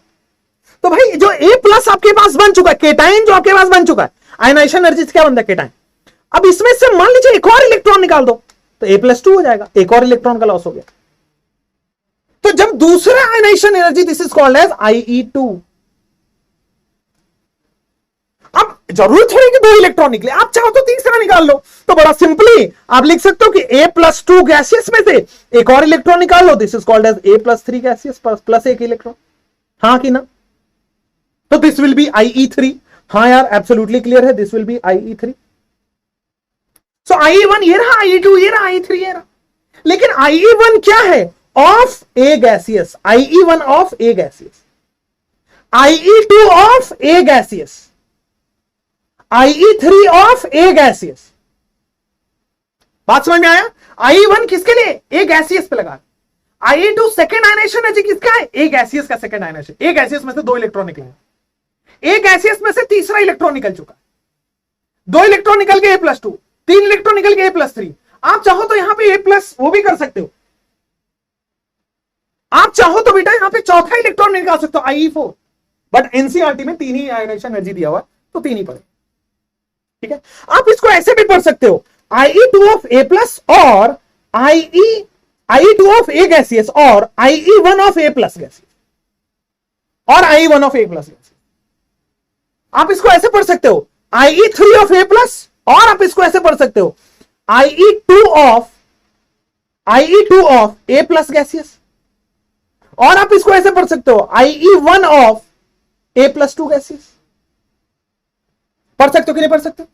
भाई एक इलेक्ट्रॉन निकालने के लिए IE1 यूज हो रहा है, 2 इलेक्ट्रॉन निकालने के लिए IE2 यूज हो रहा है, 3 इलेक्ट्रॉन निकालने के लिए IE3 यूज हो रहा है। अब A+ में से कितना इलेक्ट्रॉन निकला है? A+2 बनने में कितना इलेक्ट्रॉन निकला? एक, that means IE1 of A+। A+2 से A+3 बनने में कितना इलेक्ट्रॉन निकला? एक, मतलब IE1 ऑफ A+2। अब मान लो A+ से A+3 बनने में कितना इलेक्ट्रॉन निकला? 2, तो IE2 ऑफ A+। सो अब जितना इलेक्ट्रॉन का लॉस हुआ है IE उतना ही होगा। IE1, IE2, IE3 बोलो, एब्सोल्युटली क्लियर है। अब आ जाते हैं बेटा यहां पे सक्सेसिव आयनाइजेशन एनर्जी का order. Order of successive ionisation energy बार बार क्वेश्चन एग्जाम में आया है। Order of successive ionisation energy, order of successive ionisation energy. जैसे मान लो क्या होता है, एक हमारे मॉडर्न सोसाइटी का रूल होता है। मॉडर्न सोसाइटी कहने के मॉडर्न हो गए, लेकिन यार देखो अभी भी लोग जो है ना, अभी भी वहां पे यहां से पिछड़े हुए हम लोग, हम सबकी बात करें, मैं भी उसमें इंक्लूडेड हूं। तो जनरली इंटीरियर्स में क्या होता है कि लड़कियों की जब शादी होती है, मतलब आपकी सिस्टर होंगी, मेरी सिस्टर हैं, लड़कियों की जब शादी होती है तो वहां पे दहेज का सिस्टम, आप समझ रहे हो कि लोग चार्ज करते हैं, अरे मेरे को ना 20 लाख रुपए कैश, एक फॉर्च्यूनर गाड़ी, और उस फॉर्च्यूनर गाड़ी में करते क्या है, तो भैंस बांधते हैं, घर पे ले जाके फिर भैंस बांध देंगे उसकी वो बोनेट से जाके। ठीक है, और जैसे आप दिल्ली वैली में आओ तो यहां भी है, मतलब यहां भी कम नहीं है, मैंने देखा है, अपनी सोसाइटी की बात कर रहा हूं, तो यहां पे ऐसे होता है BMW या फिर जगुआर दे दो, राइट, लीमो मुना मांगने लगे। खैर छोड़ो, बात आगे बढ़ाते हैं कि बस ऑर्डर ये क्या होता है कि अगर मान लो पड़ोसी को फॉर्च्यूनर मिला है तो वो बोलेगा नहीं, अब मुझे उससे बड़ा वाला चाहिए, पजेरो का जो एकदम टॉप मॉडल है वो चाहिए। अब उससे भी नहीं मानेगा, वो बोलेगा नहीं अब मुझे Q3 चाहिए, ऑडी दो। अब वो उसका बगल वाला जो है, अब इसको Q3 मिल गया, अब मैं इससे बड़ा कैसे बनूं, तो वो बोलेगा नहीं मुझे BMW चाहिए। अब वो अपने आप को बड़ा कैसे दिखाएगा, नहीं नहीं मुझे तो अब BMW के साथ साथ एक वो भी दो, एक दो गाड़ियां दो, BMW भी दो और फिर आप फॉर्च्यूनर भी दो। तो ऐसा होता है, ये एक सोसाइटी में स्टेटस बन चुका है जो कि बहुत गलत, that should not happen, right. पर अब क्या करें, आपको भी रियलिटी पता, हमें भी रियलिटी पता है, जितना कोशिश हो पाता हटाने की हटाओ। तो जितने भी क्लास में लड़के हैं, थोड़ा कमेंट में लिखो कि I will remove this system, I am against this system. लड़के जरूर लिखें आप, लड़कियां आप भी, है ना। बहुत ज्यादा डिमांड आपके होते हैं, सरकारी डॉक्टर होगा तो ही शादी होगी, ऐसा नहीं चले, समझ रहे हो। दोनों साइड से होना चाहिए ना, सरकारी ही का है, उसके पास अगर BMW है तो मैं शादी करूं, ऐसा क्यों। वो ऐसा नहीं देखते कि वो अच्छा इंसान है, if he cares for you, if he really cares for you, if you want to see you happy, that is I think that is a वही क्राइटेरिया होना चाहिए आपको किसी के साथ रहने के लिए या शादी करने के लिए या घर बसाने के लिए। इफ ही और सी इज केयर्स फॉर यू, दोनों लड़के लड़की के लिए, इफ ही और सी इज केयरिंग, मतलब उसको फर्क पड़ रहा है इस बात से कि आप ने शाम में सही टाइम पे सोए नहीं सोए, उसको इस बात से अगर फर्क पड़ रहा है कि आप खाना खा रहे हैं नहीं खा रहे हैं, अब वो वाला नहीं यार, बाबू ने खाना खाया नहीं खाया, वो वाला नहीं, that is rubbish, that is totally rubbish, right. अगर उसको छोटी छोटी चीजों से प्रॉब्लम फर्क पड़ रहा है कि अगर आप बीमार पड़ रहे हो, उसका फोन आ रहा है बार बार, मेडिसिन लिया नहीं लिया, she is worried, she is totally worried, और he is totally worried for you कि आप प्लीज जाओ मेडिसिन, या वो आ रहा है आपको मेडिसिन तक लेके फिर घर छोड़ के जा रहा है, तो दैट इज केयर, राइट। आप लोग का केयर होता है, अरे तुमने खाना खाया, अच्छा ठीक, चलो बाय, ठीक है।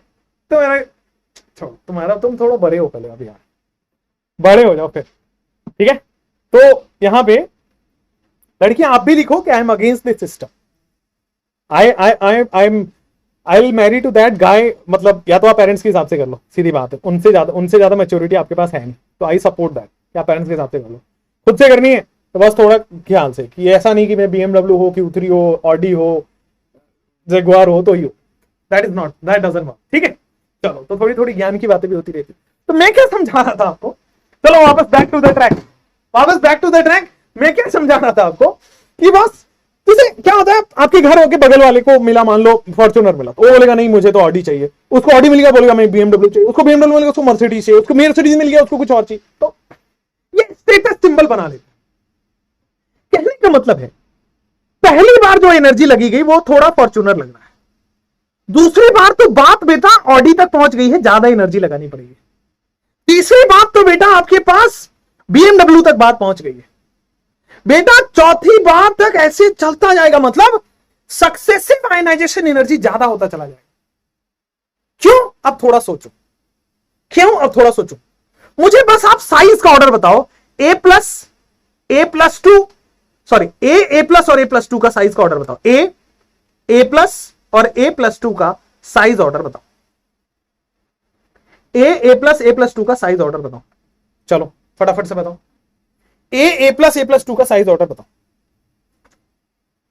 Size order. अभी थोड़ी देर पहले पढ़ा था यार, एनायन, सॉरी सबसे पहले एनायन, फिर न्यूट्रल और फिर केटायन, तो न्यूट्रल सबसे बड़ा हो गया।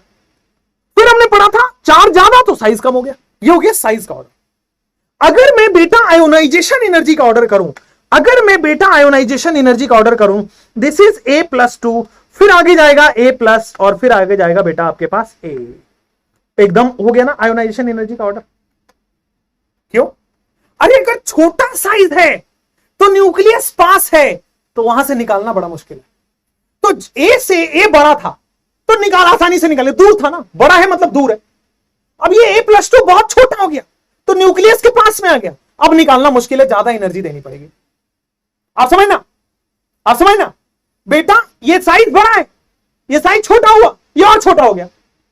छोटा साइज का मतलब समझ लो, छोटा साइज है, न्यूक्लियस पास में, इलेक्ट्रॉन निकालना बड़ा मुश्किल हो गया।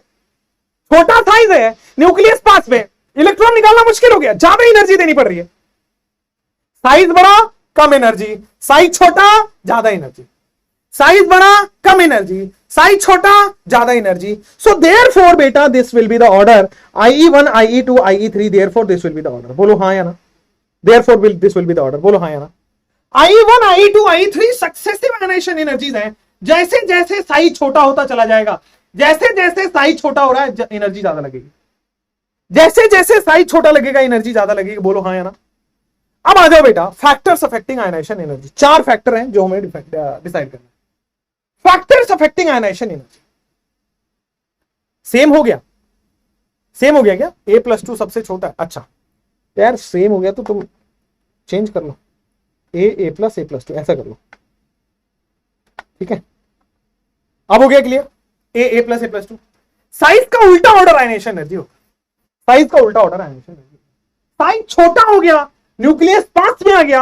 अब तो खुद देखो, साइज बड़ा है, साइज बड़ा मतलब दूरियां बहुत ज्यादा है, लॉन्ग डिस्टेंस। साइज छोटा है, पास पास ही रहते हो, वहां से थोड़ा निकालना बड़ा मुश्किल है। लॉन्ग डिस्टेंस है तो इजी, कोई भी डॉक्टर इंजीनियर आगे ले जाए। लेकिन अगर तुम पास पास रहते फिर थोड़ा मुश्किल होता। Getting that? तुम्हारे हिसाब से तुम्हें समझाना पड़ता है। मुझे पता है, तुम्हें कहां कहां दिक्कतें आएंगी, तुम्हें तुम्हारे हिसाब से समझाना पड़ता है।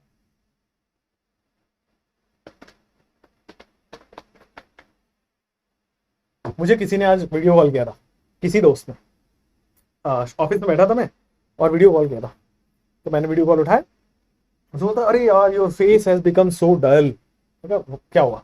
मेरे हिसाब से तो मैं चमक रहा हूं। तो उसने बोला अरे नहीं मतलब शी इज अ डॉक्टर, जिनका फोन आया था she is a doctor. She, अच्छा मुझे ये नहीं बोलना था कि शी, अच्छा कोई बात नहीं। तो दोस्त हैं वो, और तो उन्होंने बोला कि आप पानी बहुत ज्यादा पीना है आपको। तो आज से मैं फॉलो कर रहा हूँ, ठीक है। मैं अपने दोस्तों की बात बहुत मानता हूँ, ठीक है। अब मुझे पता है कि मुझसे गलती हो गई है, शी बोल दिया हूं। अब तुम कमेंट में रुकोगे नहीं, तुम्हें मौका मिल गया, बोल लो भाई, तुम भी बोल लो, तुम भी खुश रहो, कोई बात नहीं। चलो फैक्टर्स अफेक्टिंग आयनाइजेशन एनर्जी की बात करें। So factors affecting ionisation energy, let's do factors affecting ionisation energy. आइए, सो अगला टॉपिक जो हम पढ़ने वाले हैं वो है बेटा factors affecting ionisation energy.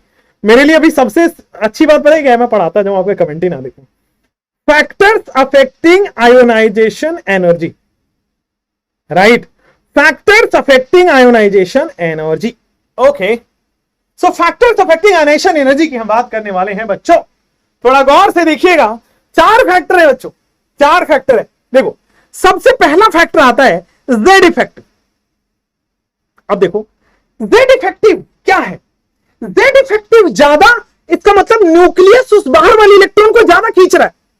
Z effective ज्यादा, न्यूक्लियस का अट्रैक्शन ज्यादा, न्यूक्लियस उस बाहर वाले इलेक्ट्रॉन को ज्यादा खींच रहा है। Oh great. तो बेटा यहां भी क्या हो जाएगा? Ionisation energy is directly proportional to Z effective. Ionisation energy directly proportional to Z effective, बोलो क्लियर है? Ionisation energy directly proportional to Z effective, बोलो क्लियर है? जितना ज्यादा अट्रैक्शन है उतना ज्यादा एनर्जी देना पड़ेगा तोड़ने के लिए, जितना ज्यादा अट्रैक्शन है उतना ज्यादा एनर्जी देना पड़ेगा ब्रेकअप कराने के लिए। इलेक्ट्रॉन करा, जितना ज्यादा एनर्जी है उतना ज्यादा एनर्जी देना पड़ेगा इलेक्ट्रॉन को तोड़ने के लिए। चलो, तो ionisation energy directly proportional to Z effective. दूसरा, मैंने एक पेनिट्रेशन पावर का आपको ऑर्डर बताया था। मैंने बेटा पेनिट्रेशन पावर का ऑर्डर बताया था, हां या ना? पेनिट्रेशन पावर का ऑर्डर आपके पास मैंने बोला था S greater than P greater than D greater than F। ये था पेनिट्रेशन पावर का ऑर्डर। पेनिट्रेशन पावर का ऑर्डर बेटा आपके पास S greater than P greater than D greater than, और मैंने वहां पे शायद आपको ये बात बताई थी कि पेनिट्रेशन बोलो या अट्रैक्शन बोलो, बात एक ही है। पेनिट्रेशन बोलो या अट्रैक्शन बोलो, बात एक ही है। पेनिट्रेशन का मतलब आर पार हो जाना, तो जितना न्यूक्लियस से पास होगा उतना ज्यादा पेनिट्रेशन होगा। मोर क्लोजर, मोर अट्रैक्शन, मोर पेनिट्रेशन। तो अगर अट्रैक्शन ज्यादा है इसका मतलब जेड इफेक्टिव ज्यादा है। Z effective is also attraction. Attraction ज्यादा है तो जेड इफेक्टिव ज्यादा है। तो इसका मतलब जो आप आयनाइजेशन एनर्जी लगा रहे हो, जितना ज्यादा अट्रैक्शन उतनी ज्यादा एनर्जी देनी पड़ेगी। सो ये पेनिट्रेशन पावर का भी ऑर्डर है। हमने क्लास में पढ़ा हुआ है जेड इफेक्टिव के अंदर कि भाई ये पेनिट्रेशन पावर का ऑर्डर है। पेनिट्रेशन पावर का मतलब ज्यादा अट्रैक्शन का मतलब ज्यादा एनर्जी। तो बेटा यहां पे आ जाएगा S greater than P greater than D greater than F, more energy. This is the ionization energy order. This is the ionization energy order. Hope it is very very clear in your mind. अरे बोलना पड़ेगा, clear है? चलो, सो S greater than P greater than D greater than F। कई लोग पूछ रहे कि सर वो जो डॉक्टर आपसे बात करती है वो केयरिंग है कि नहीं? भाई साहब गजब के लेवल को लोग भाई। तुम एक बात, तुम मतलब तुम्हें ऐसा लगता है ना, तुम्हारे जो कमेंट्स है ना, उससे लगता है तुम कम से कम 25-30 साल के लोग हो। I you like that? Let me know in the comments, I you like that? जितनी मैच्योरिटी से तुम बात कर रहे हो ना, उतना तो मुझे लगता है तुम 25-30 साल के लोग हो। इधर आओ। पेनिट्रेशन पावर का मतलब होता है अट्रैक्शन। अट्रैक्शन में जितना ज्यादा उतनी ज्यादा आयनाइजेशन एनर्जी लगेगी। चलिए, थर्ड थिंग बेटा, साइज। साइज, अब मैंने आपको बताया, थर्ड थिंग बेटा आपको बताते हैं साइज। आइए साइज की बात कर लेते हैं, प्लीज कंसंट्रेट। अब देखो, साइज अगर आपका छोटा है, साइज क्या है? छोटा है बेटा। अगर आपका साइज छोटा है, अगर एटम का साइज छोटा है तो बॉस न्यूक्लियस पास में, अगर साइज छोटा है तो न्यूक्लियस पास में, तो इलेक्ट्रॉन नहीं ले जाने देगा, ज्यादा एनर्जी करनी पड़ेगी। अगर साइज बड़ा है तो बेटा न्यूक्लियस दूर हो गया, तब आसानी से यहां से ब्रेकअप कर सकते हो किसका? इलेक्ट्रॉन का। बोलो, क्लियर है ना?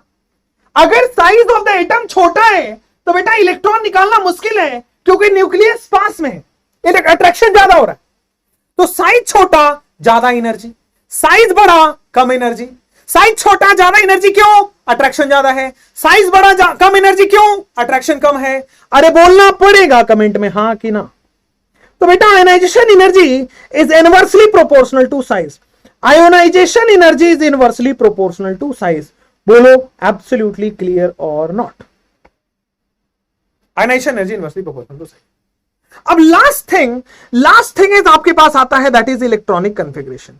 लास्ट चीज जो आपके पास आएगा दैट इज इलेक्ट्रॉनिक कॉन्फ़िगरेशन। क्या आएगा? Electronic configuration. आ जाओ, इलेक्ट्रॉनिक कॉन्फ़िगरेशन लास्ट चीज। आओ, अब इलेक्ट्रॉनिक कॉन्फ़िगरेशन क्या है?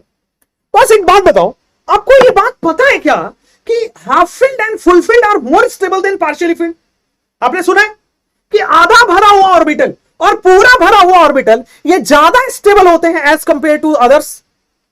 मैं फिर समझाऊंगा, और इसको एटॉमिक स्ट्रक्चर में बेटा पेयरिंग एनर्जी से समझते हैं, बट अभी सीख लेना है कि जो हाफ फिल्ड और फुल फिल्ड है वो ज्यादा स्टेबल है as compare to partially filled. So electronic configuration में होगा half filled and full filled orbitals are, half filled and full filled orbitals, half filled and full filled orbitals are more stable as compared to, half filled and fulfilled orbitals are more stable as compared to partially filled। अब एक बात बताओ, stable से electron निकालना आसान है या फिर अनस्टेबल से? जो स्टेबल होगा वो इलेक्ट्रॉन देगा ही क्यों बेटा? जो इलेक्ट्रॉन जो स्टेबल है वो इलेक्ट्रॉन देगा ही क्यों? बात बताओ। वो नहीं देगा इलेक्ट्रॉन, वो तो खुश है, स्टेबल है, जिंदगी उसकी अच्छी चल रही है। तो हाफ फिल्ड और फुल फिल्ड स्टेबल है, इसलिए आसानी से इलेक्ट्रॉन नहीं देंगे, इसलिए एनर्जी ज्यादा लगाना पड़ेगा। So half filled and full filled orbitals are more stable as compare to partially filled. So half filled HF लिख रहा हूं एंड फुल फिल्ड FF लिख रहा हूं। Half filled and full field do not give electron easily, do not give electron easily. Half filled and full field ये आसानी से electron नहीं देते, half filled and full field आसानी से इलेक्ट्रॉन नहीं देते हैं, तो ज्यादा आयनाइजेशन एनर्जी देना पड़ेगा। मतलब यू हैव टू, तो so in half filled and full filled more ionization energy is needed, more ionization energy is needed. I hope it is perfect in your mind. अरे बोलो, अरे बोलो। दुनिया जहान में केवल ये ऐसे 4 फैक्टर्स हैं जिस पे आयनाइजेशन एनर्जी डिपेंड करता है, ठीक है? दुनिया जहान में केवल ये 4 फैक्टर जिस पर आयनाइजेशन एनर्जी डिपेंड करता है। लिख लो, लिख लो, अच्छे से लिख लो। ला ला ला ला ला ला ला ला मेरी उम्र के नौजवानों, आ जाओ फटाफट आ जाओ, लिखो। अब लिखेंगे बेटा आपके पास ट्रेंड्स इन पीरियोडिक टेबल। क्या लिखेंगे? Trends of ionisation energy in periodic table. Trends of ionisation energy हम लिखने वाले हैं। सो इलेक्ट्रॉनिक कॉन्फ़िगरेशन हो गया है। अब आते हैं बेटा आपके पास ट्रेंड्स, और यहीं से सवाल आता है ट्रेंड्स इन आयनाइजेशन एनर्जी। गौर से समझिए, ट्रेंड्स इन आयनाइजेशन एनर्जी। 2 तो ट्रेंड होता है, एक को बेटा पीरियड में देखना होता है, दूसरे को हमें ग्रुप में देखना है। पहले वाले को पीरियड में ट्रेंड देखना है और दूसरे वाले को ग्रुप में देखना है। पीरियड और फिर यहां पे आ जाते हैं ग्रुप में। चलो, अब एक बात बताओ, पीरियड में लेफ्ट से राइट जाने पे जेड इफेक्टिव क्या होता है? यार आप बोलोगे left to right Z effective आपका बढ़ेगा। भाई पीरियड में लेफ्ट से राइट जाओगे जेड इफेक्टिव बढ़ेगा, जेड इफेक्टिव बढ़ेगा, अट्रैक्शन बढ़ेगा। अब अट्रैक्शन बढ़ गया तो भाई आपको ज्यादा एनर्जी लगानी पड़ेगी। सो चूंकि जेड इफेक्टिव बढ़ रहा है, अट्रैक्शन बढ़ रहा है, इसलिए आप सीधा बोलते बेटा आयनाइजेशन एनर्जी इंक्रीज। अरे हाँ या ना? Left to right Z effective increases, attraction increases, ज्यादा एनर्जी से तोड़ना पड़ेगा, ब्रेकअप कराना पड़ेगा। उसी तरह बेटा ग्रुप में देखो तो ग्रुप में बेटा टॉप टू बॉटम साइज बढ़ता है और साइज के इनवर्सली प्रोपोर्शनल है तो आयनाइजेशन एनर्जी कम होगा। टॉप टू बॉटम साइज बढ़ेगा, आयनाइजेशन एनर्जी कम होगा। टॉप टू बॉटम साइज बढ़ेगा, आयनाइजेशन एनर्जी कम होगा। हां या ना बोलना तो पड़ेगा। Top to bottom ionisation energy बढ़ेगा और साइज कम होगा। तो बेटा सिंपल सिंपल मैं इसका एक पीरियोडिक ग्राफ भी बना देता हूं। आओ, ये लेफ्ट से राइट जाने पे क्या आपका आयनाइजेशन एनर्जी बढ़ेगा ना? अरे हां जी कि ना जी? क्या आपका बेटा आयनाइजेशन एनर्जी कम होगा ना टॉप टू बॉटम जाने पे? अरे हां जी, बोलो क्लियर, समझ गए अच्छे से? चलिए अब मैं एग्जांपल्स आपको कराता हूं आयनाइजेशन एनर्जी के। अब मैं आयनाइजेशन एनर्जी के बेटा आपको एग्जांपल कराता हूं। मैं आपसे पूछूंगा, थोड़ा गौर फरमाइएगा, गलत तो नहीं करेंगे? मुझे लगता है आप गलत करेंगे। क्या गलत करेंगे या नहीं करेंगे? आ जाओ देख लेते हैं, आ जाओ। तो आ जाओ यार, सबसे पहले हमने क्या किया कि पीरियड नंबर 1 में देखा। पीरियड नंबर 1 में हाइड्रोजन और हीलियम में आयनाइजेशन एनर्जी का क्या ऑर्डर है। फिर हम पीरियड नंबर 2 की बात करेंगे, फिर हम पीरियड नंबर 3 की बात करेंगे, साइमल्टेनियसली पीरियड नंबर 4 की बात करेंगे। पीरियड नंबर 4 जल्दी बताते नहीं है। I am the only one, yes, क्योंकि कहना पड़ेगा, क्योंकि बॉस आपको मैं ही कराता हूं। बाकी सब लोग बोल देते, कोई बोलेगा डी ब्लॉक में, कोई बोलेगा ऑर्गेनिक वाले बताएंगे, कोई बोलेगा फिजिकल वाले बताएंगे। अपने को तो भैया आपका सिलेक्शन कराना, अपने को सब बताना। चलो, हाइड्रोजन हीलियम में किसका ज्यादा एनर्जी, कहां ज्यादा मशक्कत करनी पड़ेगी इलेक्ट्रॉन निकालने के लिए? बेटा हीलियम में फुलफिल्ड होता है, 1s2 होता है। चूंकि फुलफिल्ड है, हाफ फील्ड और फुलफिल्ड में फुलफिल्ड ज्यादा स्टेबल है। सिंपल, ज्यादा एनर्जी लगानी पड़ेगी, that is the energy order. Period number 2 में क्या होता है? Lithium 3, beryllium 4, boron 5, carbon 6, nitrogen 7, oxygen 8, fluorine 9, neon 10। एक बात बेटा, पेन नीचे, नजरें नजरों में, पेन नीचे, नजरें हमारी नजरों में। थोड़ा गौर से सुनिएगा बेटा। Group number 2 alkaline earth metal fulfilled configuration होता है। Group number 2 alkaline earth metal fulfilled configuration होता है। क्लियर है? उसी तरह बेटा group number 15 half field configuration होता है। ये बात गौर फरमा लीजिए। ग्रुप नंबर 2 जो होगा बेटा वो क्या होगा? Group 2 will be fulfilled configuration, group 2 will be fulfilled configuration and group 15 will be half field configuration. बोलो हाँ या ना? Group 2 will be fulfilled configuration and group 15 will be half field configuration. बोलो हाँ या ना? So it is fulfilled configuration, it is half filled configuration.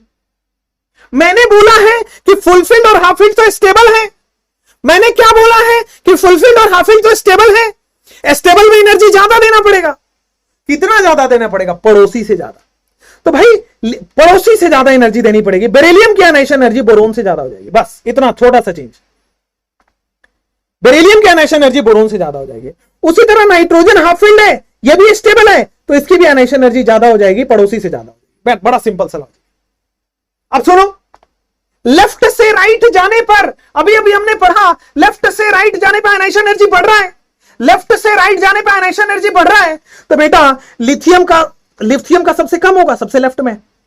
Left से right जाने पे आयोनाइजेशन एनर्जी बढ़ रहा है और हाफिल फुलफिल का पड़ोसी से ज्यादा हो जाता है, तो बेरिलियम का बोरोन से ज्यादा हो जाएगा। तो पहले बोरोन आएगा फिर बेरिलियम। हाफिल फुलफिल का पड़ोसी से ज्यादा हो जाता है। अब जैसे नाइट्रोजन आना चाहिए, बट नाइट्रोजन का पड़ोसी से ज्यादा आएगा। क्यों? क्योंकि हाफिल और बाद बाकी नॉर्मल चलेगा। लेफ्ट से राइट जाने पे आयनाइजेशन एनर्जी बढ़ता है, लेफ्ट से राइट जाने पे आयनाइजेशन एनर्जी बढ़ता है, और बेटा आपके पास क्या होगा? हाफिल और फुलफिल का पड़ोसी से ज्यादा। मैं एक बार और समझाऊंगा इसको, मैं इस बार एक बार और समझाऊंगा। नहीं आया, नहीं आया, नहीं आया, नहीं आया, मैं तो मान के चल रहा हूं कि नहीं आया। आया भी तो नहीं आया, कोई बात, मैं तो मान के चल रहा हूं नहीं आया। मैं एक बार और समझाने की कोशिश करता हूं, थोड़ा गौर से। भाई आपने सेकंड पीरियड एलिमेंट देखे, इसमें ग्रुप नंबर 2 और ग्रुप नंबर 15 पी ब्लॉक वाले। ग्रुप नंबर 2 फुलफिल्ड होते हैं, ग्रुप नंबर 15 हाफ फिल्ड होता है। हाफ फिल्ड और फुलफिल्ड स्टेबल होता है। अगर स्टेबल होगा तो ज्यादा एनर्जी लगानी पड़ेगी इलेक्ट्रॉन निकालने के लिए। कितनी ज्यादा एनर्जी? पड़ोसी से ज्यादा। कितनी ज्यादा एनर्जी? पड़ोसी से ज्यादा। चलो अब आयनाइजेशन एनर्जी का ऑर्डर लिखते हैं। जनरली लेफ्ट से राइट आयनाइजेशन एनर्जी बढ़ेगा। अरे बोलना पड़ेगा, जनरली आयनाइजेशन एनर्जी लेफ्ट से राइट में बढ़ेगा। अब ये बढ़ रहा है, लेकिन हाफ फिल्ड फुलफिल्ड वालों का पड़ोसी से ज्यादा बढ़ जाएगा। हाफ फिल्ड फुलफिल्ड वालों का पड़ोसी से ज्यादा बढ़ जाएगा। अरे हाँ या ना बोलना पड़ेगा। बोलो क्लियर ना, कोई दिक्कत नहीं ना, आगे बढ़ सकते हैं ना। अरे आओ ना, कहां पढ़ने। उसके बाद अब आते हैं sodium, period number 3, magnesium, aluminium, silicon, phosphorus, sulphur, chlorine, argon. चलिए भाई, अभी आपने थोड़ी देर पहले ही तो बताया है। आ जाओ, अभी भाई लेफ्ट से राइट जाने पर आयनाइजेशन एनर्जी बढ़ेगा, लेकिन बस दो कंडीशन। लेफ्ट से राइट जाने पर आयनाइजेशन एनर्जी बढ़ेगा, लेकिन दो कंडीशन केवल है ना बेटा। कौन सा है? ये देखो फुलफिल्ड कॉन्फ़िगरेशन ग्रुप नंबर 2, ये देखो नाइट्रोजन फैमिली ग्रुप नंबर 15। आपको ग्रुप नंबर 2 देखना है अल्कलाइन अर्थ मेटल, आपको देखना है nitrogen family group number 15। Left से राइट जाने पर आयनाइजेशन एनर्जी बढ़ेगा, लेकिन ग्रुप नंबर 15 और ग्रुप नंबर 2 का पड़ोसी से ज्यादा बढ़ जाएगा। अरे हाँ कि ना? अरे ग्रुप नंबर 2 का पड़ोसी से ज्यादा बढ़ जाएगा। अरे हाँ कि ना? बोलना पड़ेगा बेटा, बड़ा सिंपल। सोडियम से तो ज्यादा ही होगा, सबसे कम हो गया सोडियम, बहुत अच्छा। फिर हो जाएगा एल्युमिनियम, बहुत अच्छा। फिर हो जाएगा मैग्नीशियम, बहुत ही अच्छा। फिर हो जाएगा बेटा सिलिकॉन, फिर हो जाएगा सल्फर, फिर हो जाएगा फास्फोरस, फिर हो जाएगा क्लोरीन। अरे गजब हो गया आर्गन। बोलो क्लियर। एल्युमिनियम के बाद मैग्नीशियम, फिर सिलिकॉन, फिर सल्फर के बाद फास्फोरस, फिर क्लोरीन, फिर बोलो गजब कि नहीं गजब? एकदम क्लियर हो गया। आपने न्यू फोन लिया ना? Yes, that is in my cabin. अभी मैं अपने मतलब ये स्टूडियो है तो वो ऊपर वाले फ्लोर पे, केबिन मेरा नीचे, तो मैं वहां रखा हूं। आज मतलब मुझे एक एंड्रॉयड फोन चाहिए था। आई हैड एप्पल 13 मेरे पास था, तो मुझे एंड्रॉयड फोन चाहिए था। तो मुझे लोगों ने बताया कि OnePlus 10 Pro is a good phone, तो आई बॉट इट टुडे। चलो, महंगा था, उतना महंगा आपको नहीं लेना चाहिए। कॉस्टेड अराउंड 70,000, 72 का है आई थिंक, 2000 डिस्काउंट मिला है, तो 70,000 के आसपास। हाँ कि ना बोलना पड़ेगा बस। चलो आ जाओ, period number 4 important one. Period number 4 important one, बड़ी गौर से देखिए। पीरियड नंबर 4 में आपको पता है साइज का ऑर्डर पता है? स्कैंडियम से मैग्नीज तक साइज कम होता है, आयरन कोबाल्ट निकल बराबर होता है, कॉपर और जिंक बढ़ जाता है। आइए क्लियर, आइए बड़े अच्छे से आइए बेटा, मजा आ जाएगा आपको। साइंस टीचर विनीता कुमारी मन फेकोनी, साइंस टीचर विनीता कुमारी मन फेकोनी क्यों जलाते? ठीक है, साइंस टीचर विनीता कुमारी मन फेकोनी क्यों जलाते हो? आओ बेटा, क्या हुआ? साइंस टीचर विनीता कुमारी मन फेकोनी क्यों जलाते? आ जाओ। अब ये लेफ्ट से राइट जाने पर आयनाइजेशन एनर्जी, लेफ्ट से राइट जाने पर आयनाइजेशन एनर्जी बढ़ता है, लेफ्ट से राइट जाने पर आयनाइजेशन एनर्जी बढ़ता है। बढ़ा दो, तो लेफ्ट से राइट जाने पर आयनाइजेशन एनर्जी बढ़ गई। ये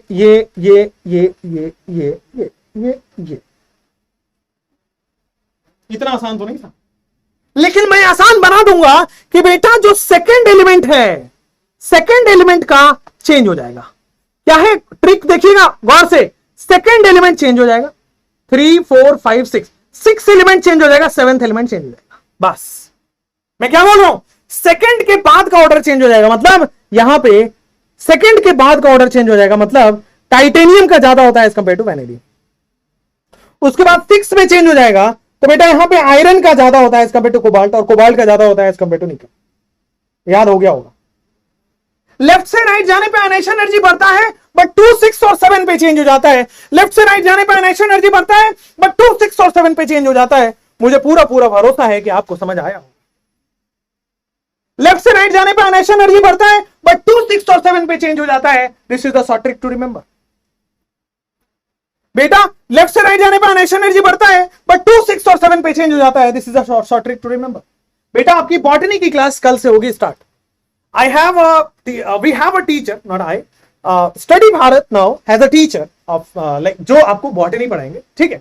और कल बॉटनी का ओरिएंटेशन क्लास है, तो tomorrow you will meet a teacher जो ऑल इंडिया रैंक 1 प्रोड्यूस किए हैं ओबीसी कैटेगरी में, और ऑल इंडिया रैंक 12 प्रोड्यूस किया है जनरल में। तो दोनों ही बहुत बड़े बड़े रैंक है। मतलब मैं बता दूं, सिलेक्शन तो अनगिनत है। मतलब आप बोल सकते हो कि 50,000 से ऊपर सिलेक्शन है। एक टीचर के नाम पे इतना ज्यादा सिलेक्शन होना ही अपने आप में बड़ी बात है। और बड़े बड़े रिप्यूटेड ब्रांड्स, जो भी आप बोल सकते हो, कोटा से लेकर के दिल्ली तक जितने रिप्यूटेड ब्रांड्स है सबका नाम ले लो, हर जगह वो पढ़ा चुके हैं, एचओडीज रह चुके हैं, अभी भी जहां हैं वो एचओडी है। ठीक है। और जितने भी ऑनलाइन प्लेटफॉर्म पे आप देख रहे हो ना, ये टीचर वो टीचर, ये अच्छा वो अच्छा, वो सबके सीनियर है, मतलब बाकी सबके जूनियर है, मतलब इनसे जूनियर थे सब। तो अब I have done that work. जो बॉटनी की क्लास कल होगी आपकी, ओरिएंटेशन सेशन लग जाएगा, मतलब हम क्लास लगवा देंगे सर की, ठीक है। और आप उनसे पहले सीखो। मतलब मुझे आज वो बता रहे थे कि शॉर्ट ट्रिक मैं आपको बताऊं, कुछ आपका 40,000, ठीक है, कुछ शायद बॉटनी में 40,000 बर्ड्स होता है क्या आपको याद करने के लिए? मैमल्स कितने होते हैं, बर्ड शायद 40,000, I don't exactly remember the data, but उन्होंने बोला कि मैं सारी डेटा बच्चों को शॉर्ट ट्रिक से याद करा दूंगा। उन्होंने बोला कि मैं सारे जो टर्म्स हैं वो सब मैं शॉर्ट ट्रिक से याद करा दूंगा। उन्होंने पता नहीं मेरे को कौन सा बताया कि आई लव माई कंट्री करके एक पूरा पाई चार्ट याद करा दिया उन्होंने।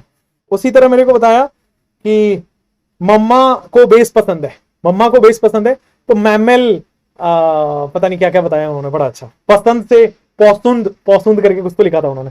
Yes, and zoology will start from 5। Zoology परसों से, मतलब परसों नहीं, परसों के एक दिन बाद से। Botany will start from tomorrow, zoology will start from 5। Clear? Very excited? Yes, botany and zoology. और सर ने बोला है कि लगभग 130 लेक्चर लगेगा, 130 आवर्स। तो मतलब आपका तो, मतलब मुझे लगता है बॉटनी आपका क्लियर हो जाएगा जनवरी के आसपास। जनवरी 30 जनवरी को बॉटनी खत्म। क्लियर है? समझ गए? या जूलॉजी में मैम आएंगे, आपको बताया है मैंने। और जूलॉजी में वी हैव 2-3 मोर फेसेस। तो आपको जिससे पढ़ना पड़ो, मतलब सब पढ़ाएंगे। आप एक टीचर को पकड़ो, एक ही को पकड़ना, मैं पहले ही बता रहा हूं। और वो मत करना कभी भी ये गलती कि 5 बैचेस में पढ़ रहे हैं, बिल्कुल मत करना। आपके पास एक बैच पढ़ने का भी टाइम नहीं है। पढ़ लो, खत्म करो, ठीक है। चलो आ जाओ, एक्साइटेड? चलो आ जाओ बॉस। यहाँ पे पीरियड नंबर 4, 1 2 3 4। अब आओ यहां पे। अब आते हैं बेटा यहां पे कि मैंने आपको 3D सीरीज, 4D सीरीज और 5D सीरीज याद करा रखा है। 3D सीरीज, 4D सीरीज और 5D सीरीज याद करा रखा है बच्चों। आपको क्या याद कराया है? आओ, याद कराया है स्कूटर यामाहा लाओ। पता ऐसा एक्टिनियम भी लिख सकते हो, बट हमें 6D सीरीज में नहीं जाना। चलो आ जाओ यहां पे कि साइंस, फिर टीना जरीना हाफ, ठीक है, टीना जरीना हाफ। फिर वो नसीब था, ये याद हो जाना चाहिए अभी तक। फिर क्रीम मुहासो वाली, क्लियर है। फिर होगा मन तक रे, साइंस टीचर विनीता कुमारी मन। फिर रूठा ओसामा, ऐसे याद कराया था। फे कोनी क्यों जलाते, ठीक है, ऐसा ही था। तो कौन रहता इधर, निकाह पढ़ो पंडित। फिर हमें याद है कॉपर से आगे सोना। फिर जमाना कदरदान होगा, या जमाने में सीडी होगा। चलो आ जाओ। अब देखो, जो ग्रुप नंबर 3 है उसमें जो आयनाइजेशन एनर्जी का ऑर्डर है, अगेन शॉर्ट ट्रिक, कि उसमें 3D सीरीज वाले का सबसे ज्यादा आयनाइजेशन एनर्जी है, देन 4D सीरीज वालों का है, एंड देन 5D सीरीज वालों का है। ये ऑर्डर होता है। अगर ग्रुप नंबर 3 का पूछे तो 3D सीरीज का सबसे ज्यादा, मतलब स्कैंडियम, एट्रियम एंड लैंथन। मतलब अगर आपको पूछा जाए कि भाई इसका आयनाइजेशन एनर्जी बताओ, तो स्कैंडियम, एट्रियम एंड लैंथन में scandium, then you have yttrium and then lanthanum, ठीक है। तो 3D सीरीज का सबसे ज्यादा ionization energy, then yttrium and then lanthanum. कहीं नहीं मिलेगा, और केवल नीट के पेपर में मिलेगा, ध्यान रखना। पढ़ाता नहीं है, बाकी समझ लिया जाता है कि आपको, तो आप एनसीईआरटी पढ़ लोगे। मैं पढ़ा रहा हूं तो आराम से पढ़िए, और ये नीट के पेपर में मिलेगा, आप देख लेना, टेस्ट सीरीज वगैरह मिलेगा नीट के पेपर में भी। अब ग्रुप नंबर 3 शॉर्ट ट्रिक देखो, ये 3 है ना, तो आगे के 3 ग्रुप लिखो। मतलब group number 4, group number 5, group number 6। ये 3 है ना, तो बाकी के 3 ग्रुप लिखो। फिर आगे के फिर से 3 ग्रुप लिखो, 7 8 9। 3 ग्रुप लिख दिया। ये 3 था तो 3 ग्रुप आगे के लिख दिया, 3 ग्रुप आगे के यहां लिख दिया। फिर 10 11 12 इतना ही डी ब्लॉक, बाकी 4 5 6 7 8 9 आ गया। 10 11 12, तो 10 को ऊपर रख दो, 11 12 को नीचे रख दो। 10 को ऊपर रख दो, 11 12 को नीचे रख दो। बोलो क्लियर। 10 को ऊपर रख दिया, 11 को नीचे रख दिया।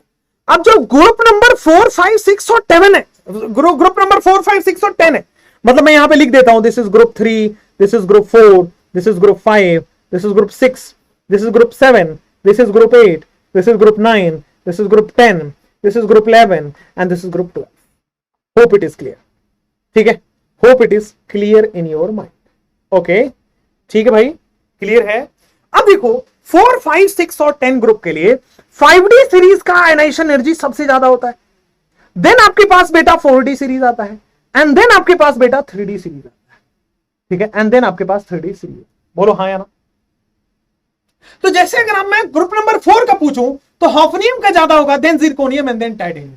ऐसा क्यों हुआ? याद था इनका साइज बराबर हो गया था लैंथेनाइड कॉन्ट्रैक्शन से। याद था बेटा कि इनका साइज बराबर हो गया था लैंथेनाइड कॉन्ट्रैक्शन से, और चूंकि लैंथेनाइड कॉन्ट्रैक्शन आ रहा है इसलिए सीरीज उल्टा हो जाता है। 5 then 4 and then 3। I hope it is clear. ठीक है, अगर मैं ग्रुप नंबर 5 पूछूं तो सबसे पहले ये, फिर ये, फिर ये। अगर मैं ग्रुप नंबर 6 पूछूं तो टंगस्टन सबसे ज्यादा, then molybdenum and then chromium. अगर मैं ग्रुप नंबर 10 पूछूं तो प्लैटिनम सबसे ज्यादा, देन पैलेडियम एंड देन निकल। ठीक है, लेकिन ग्रुप नंबर 7, 8, 9, 11, 12 में बेटा क्या होता है? ग्रुप नंबर 7, 8, 9, 11, 12 में 5D सीरीज सबसे ज्यादा होगा, लेकिन उसके बाद आ जाता है आपका 3D सीरीज एंड देन हो जाता है 4D सीरीज। इतना मतलब इसमें इतना एक्सेप्शनल ऑर्डर है, मैंने इसको शॉर्ट ट्रिक की तरह पढ़ाया है, इससे बेटर और कोई तरीका दुनिया में एग्जिस्ट नहीं करता, मैं आपको बता दूं। अब इससे अब जब ग्रुप नंबर 7 पूछेंगे तो 5D वाला पहले आएगा, फिर 3D आएगा, फिर 4D। ये होता है आयनाइजेशन एनर्जी का ऑर्डर। ठीक है, क्लियर है? यस। टेस्ट प्लानर कल मिलेगा, बन रहा है अभी बेटा। टेस्ट प्लानर कल मिलेगा, अभी बन रहा है। स्कूटर यामाहा लैंथनम, मतलब कैंडियम यट्रियम एंड लैंथनम। ठीक है, क्लियर है? कोई प्रॉब्लम नहीं है? समझ में आ रहा है? चलो, तो जैसे क्वेश्चन आया था नीट में प्रीवियस ईयर में, copper AG and AU question आया था कि compare ionization energy of copper AG and AU. Compare ionization energy of copper AG and AU. बोलो हाँ कि ना, समझ में बोलो। अब कॉपर एजी एयू आपको पता करने पड़ेगा कौन से ग्रुप का है। तो कॉपर एजी एयू ग्रुप 11 है, और ग्रुप 11 का सीरीज ये होता है सर 5D, फिर 3D, फिर 4D। तो कॉपर एजी और एयू सबसे पहले बेटा, ये 3D है, ये 4D है, ये 5D सीरीज का एलिमेंट है। तो सबसे पहले 5D होगा, फिर आपके पास 3D होगा, और फिर आपके पास 4D। ये प्रीवियस ईयर PYQ का पार्ट है। अब आप जो ये नहीं पढ़ा होगा ना, उससे ये सवाल कभी सॉल्व नहीं होगा। वो जाके कभी पीरियोडिक टेबल में घूमता है, कोई बोल देता है उसको डी ब्लॉक का क्वेश्चन है, जाओ वहां ढूंढो, कहीं नहीं मिलेगा। दोनों जगह पढ़ के देखो, नॉट पॉसिबल। ठीक है, क्लियर है? कोई प्रॉब्लम नहीं है, आगे बढ़ सकते हैं। आओ, अब बाकी के 2 फैमिली और है जहां पे आपको आयनाइजेशन एनर्जी देखना है। बाकी के 2 फैमिली और है जहां पे आयनाइजेशन एनर्जी देखना है। एक बेटा आपको बोरोन फैमिली देखना है।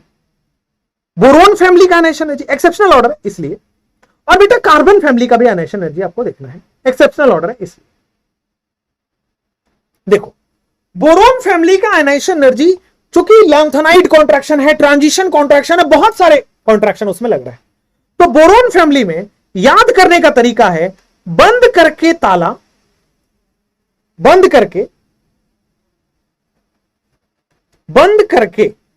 ताला, ताला गया एल्युमिनियम इंडिया, बंद करके ताला गया एल्युमिनियम इंडिया। तो बेटा इसका ये तरीका है, बंद करके का मतलब बोरोन फैमिली का सबसे ज्यादा, फिर ताला मतलब थैलियम, फिर गया का मतलब गैलियम, गया एल्युमिनियम, गया बंद करके ताला गया एल्युमिनियम इंडिया। 1 सेकेंड, बंद करके ताला गया एल्युमिनियम इंडिया, बंद करके ताला गया एल्युमिनियम इंडिया, बंद करके ताला गया एल्युमिनियम इंडिया। बोरोन फैमिली, बंद करके ताला गया aluminium India. This is the abrupt order, exceptional order, इसलिए लिखा दिया। एक बार पढ़ोगे तो याद हो जाएगा। तो बंद करके ताला गया एल्युमिनियम इंडिया।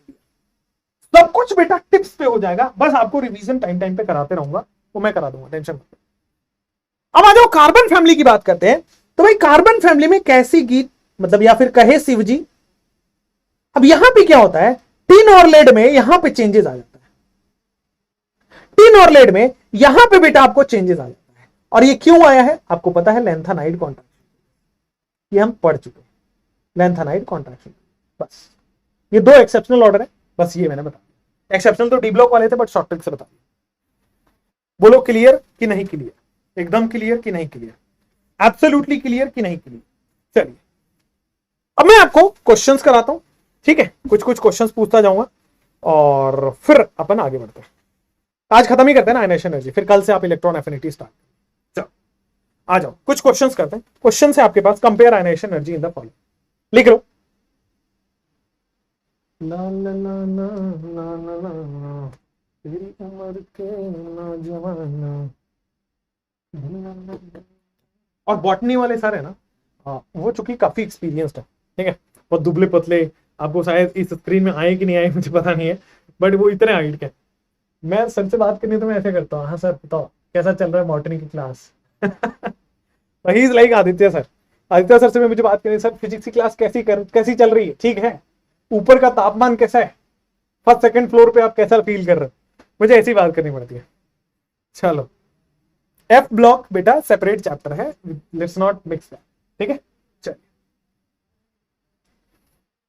है ना। चलो आ जाओ, तो आ जाओ उन्हीं को, चूंकि वो एक्सपीरियंस्ड है तो वही टेस्ट कराएंगे, वही उन्हीं को टेस्ट प्लानर में देने का प्लान किया कि आप ही टेस्ट कराओ, और वो बड़े बड़े इंस्टीट्यूट्स में रह चुके हैं तो उनको पता है कि क्या करना है, तो he will do that job well, right. चलो कहां पे गलत लिख दिया, सही है, ये सही है, यहाँ पे एक्सेप्शन आता है, एक्सेप्शन की वजह से वो चेंज हो जाता है। बंद करके ताला गया एल्युमिनियम इंडिया, सही है, फिर 5D, फिर 3D, फिर 4D, सही है बेटा, चलिए सही है। चलिए अब आते हैं, अब आ जाते हैं अपन। हाँ मैं थोड़ा हाइट, आई एम लाइक 5'6", 5'7", मतलब I have a general height, जितना नॉर्मल इंसान की इंडियन हाइट होती है उतना ही, बाकी लोग तो यूं हैं मेरे टीम में सब। चलो आ जाओ, इधर आओ, यहां में आ जाओ। Compare ionization energy in the following question, compare ionization energy, compare ionisation energy. चलो आ जाओ, जैसे मान लो ऑक्सीजन और ऑक्सीजन प्लस में आयनाइजेशन एनर्जी करना है, दोनों गैस है, दोनों ही गैस है, पहला क्वेश्चन। दूसरा क्वेश्चन आपके पास आएगा बेटा सल्फर और सल्फर प्लस में, दोनों ही गैस है। तीसरा क्वेश्चन आपके पास जाएगा सल्फर और सल्फर, ऑक्सीजन और सल्फर में,